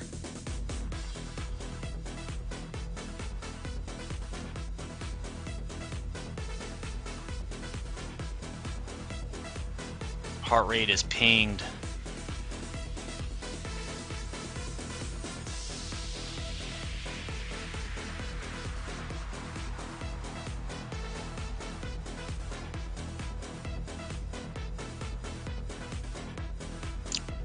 Just under 100, just at 100 meters to go for Christopher Hatz to take the win in the Community Combine Crit here at the Real Road Canary Wharf. Phenomenal effort staying away for most of the race here. Great job by Hatz. Now let's watch how this field's going to finish up. They got 400 meters to go, 450. Big efforts coming down to line it out. Speed's at 53 kilometers per hour. Janko taking a big look off the front. Winding it up way early. 170 meters to go through the last turn. Can he be caught? 100 meters to go. I don't think he's going to get caught, folks. I think he made a great last minute move there to take second place. Looks like Brian Hodges taking third place there. Wieterklaus fourth and Persk fifth. We'll wait and validate that with the results. Great finish there by the men's field. Over on the women's field, we got 3K to go for Shalau. Just at right around 2K to go for first and second.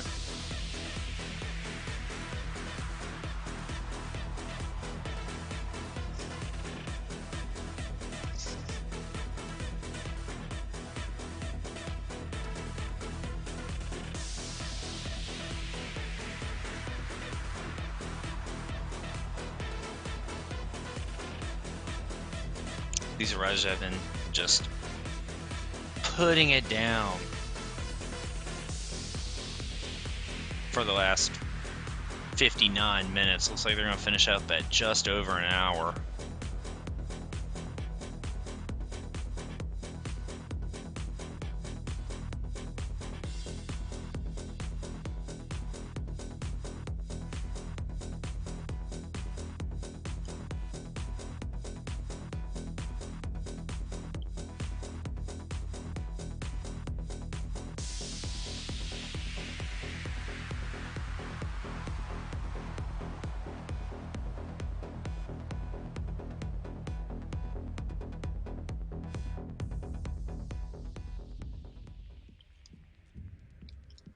Here we have the men's results.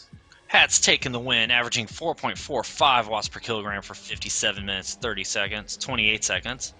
Janko taking second, Brian Hodges third, Wieterklaus fourth, Thor Persk fifth, Christopher Thyme sixth, John Cooper seventh, Oliver Dowd eighth, Rockwell ninth, and Rob Miller rounding out the top 10.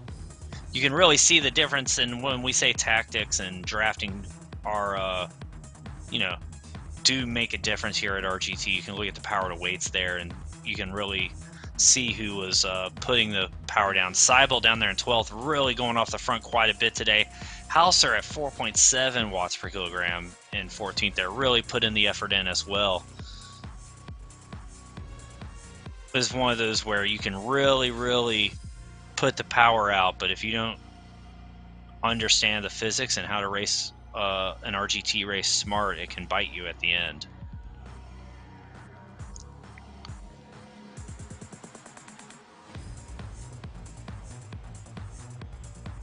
Less than a K to go, less than a lap for Delbert here.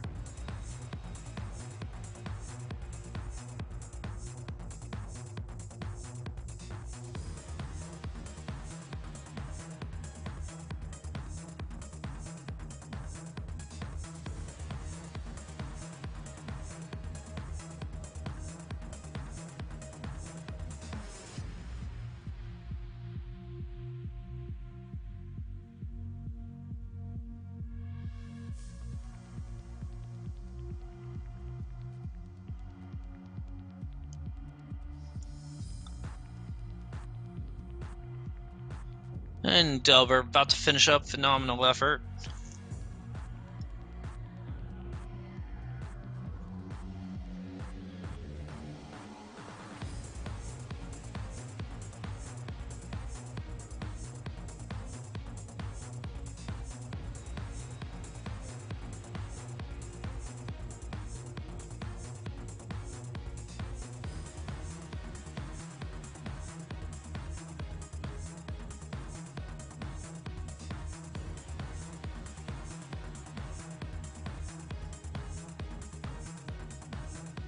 Constantine about to finish up.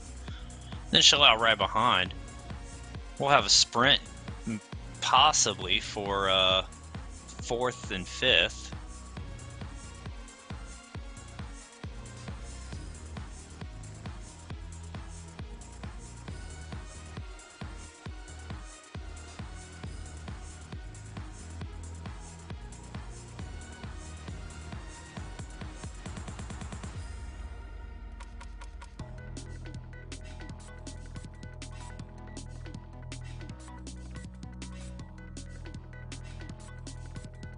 Great job to all these riders today as they finish up this crit.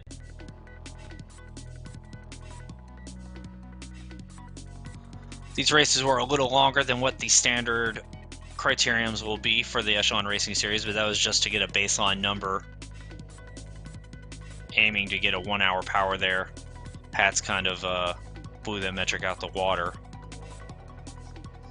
So we got 1st, 2nd, and 3rd finishing up. Looks like Ronkanen taking a big dig here. To gap off and go solo for 4th. Good job. 5th gonna finish up just behind, and then we'll have Schumann coming in for 6th.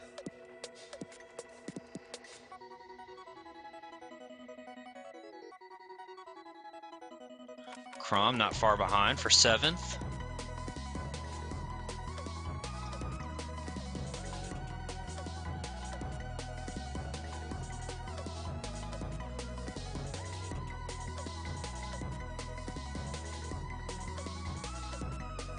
Crom riding there with Miller, who's a lap down, so she'll have another lap to go after this. Crom finishing up.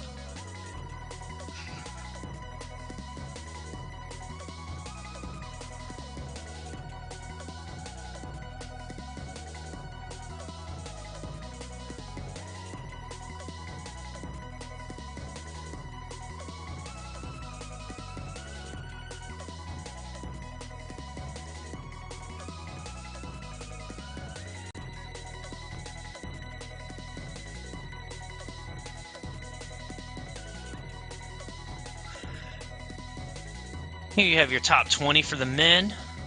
Great effort by all these riders. Looking forward to seeing them perhaps in the professional series or in the community league.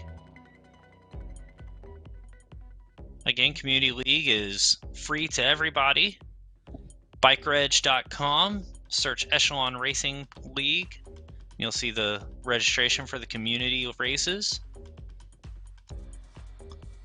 Top 20 in the community race, men's A and the women's get qualification into the pro race the weekend after.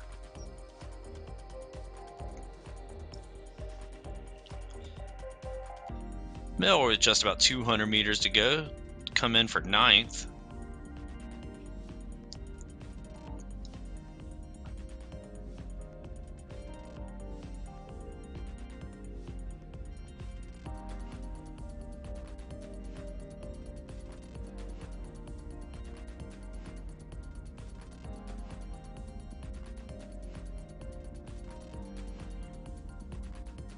Great job. Our top 7 for the women thus far. Hansen at 4.05, finishing just over an hour. Konstantin Bergnom, Julia Schalau, Anna Ronkanen. We'll have to look at Jeffrey Gerlach, Gabriella Schumann, and Lisa Crom. Phenomenal job to these racers. I'm sorry if I butchered your name.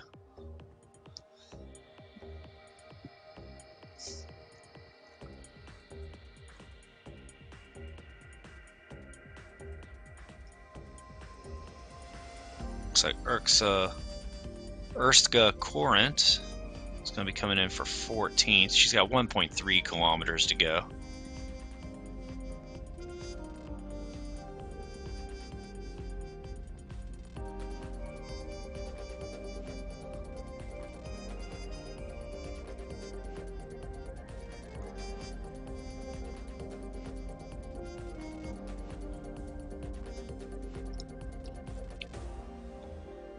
Brad Borders finishing up for 23rd in the men's race. Great job to Brad in that Project Echelon kit, one of our veterans on that team.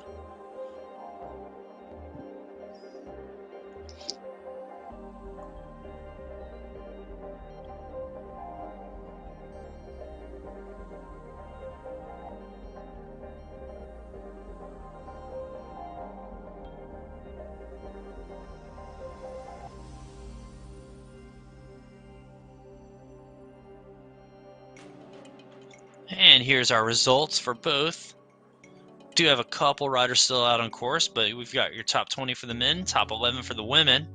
Great job to all these riders. We're gonna wrap up for the day. We'll have check the social medias for